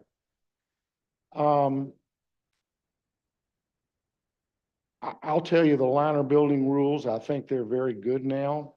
I think even the fenestration allows the administrator a degree of flexibility. This has been a bugaboo the whole time, you know, about whether you should have spandrel glass or not spandrel glass. And so the whole thing with this medical complex that just came up again tonight, I think those buildings ought to be pulled forward.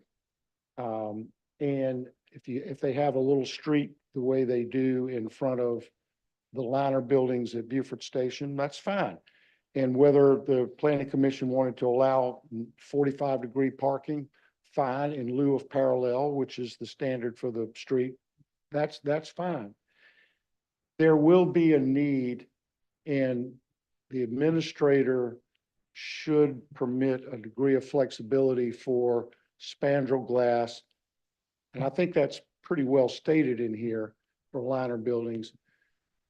Where appropriate, you got patients in a room, you know, that doesn't work. So that's a very valid point that everyone needs to bear in mind as you're considering these buildings in the future. And then just one question, I know we're not going to allow the ADU to be built prior to the primary, fine. But I think our conversation at the work session ultimately steered towards that wouldn't necessarily preclude having a house on top of your garage. And I think I used the illustration of my son who's hoping to do that on a lot that he owns on Adventure and Congress, I think it is.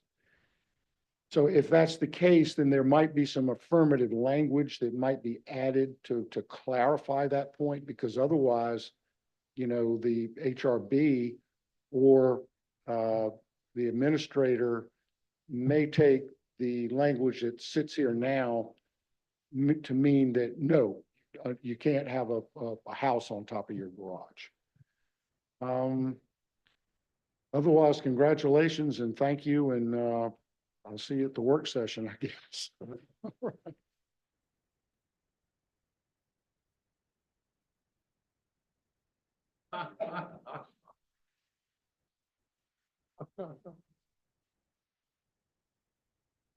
So, all right, any other members of the public have anything online?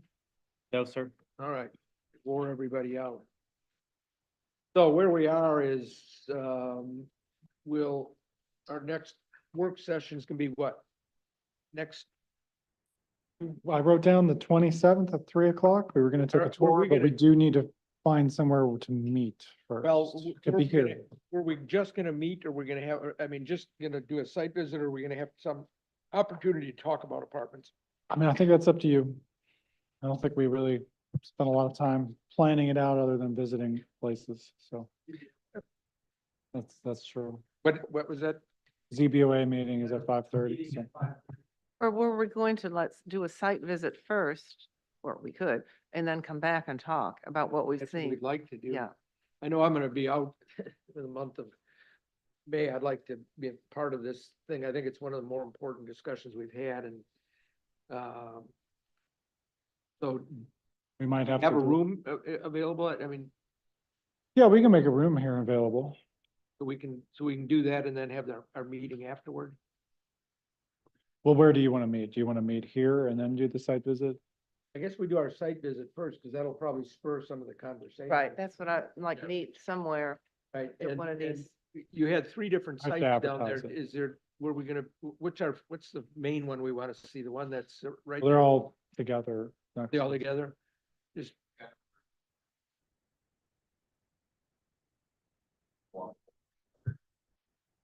Will the apartment complex have a problem if we show up in their parking lot as, I 10 have different cars? no idea. Or is there some place that we can park? Yeah, nearby that's and what I then was kind of walk over thinking, there? that we can, Park. we just drive over there or something. I don't, well, there's Lowe's is, Maybe we could park in Publix and then walk to the apartments. that might take some time. See how that We feels. can put some bags of groceries in each of our hands, so. we Why can don't I see how it scope feels. out a place? I'll drive around and, I mean, I'll go over there and see, and then maybe meet near the clubhouse of one or the other at 1 o'clock. 1 o'clock and then come back here at 3 o'clock. That's, or whenever we're done. It could be 1:30, we might look at it and say. I think we "Got wrote it." down 3, but we can move it to 1 if you feel like, 1:30, I mean, in 1. We could visit at 1 or 1:30, then come back and. have yes, a that's what I was phone thinking. session Yeah, at the yeah, end. right.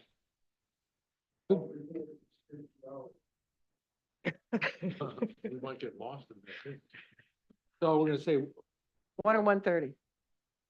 1 Okay. o'clock to meet there, is that all right? Okay, well, let's put a notice of, we'll have it for here, but we can discuss where we're gonna. But we're gonna meet at the, At one of, yeah, and I'll try to get a You're gonna more try to tell us specific where. place. okay. Well, you're gonna, And I'll let Kurt know and then he can let everybody know. I mean, do you want to do it that way? Yeah, that's. fine. Okay, Yep, if okay. you're fine with doing that, that's fine with me. Okay, cool. All right. right. If that's it, then, we'll take a motion to adjourn. So move.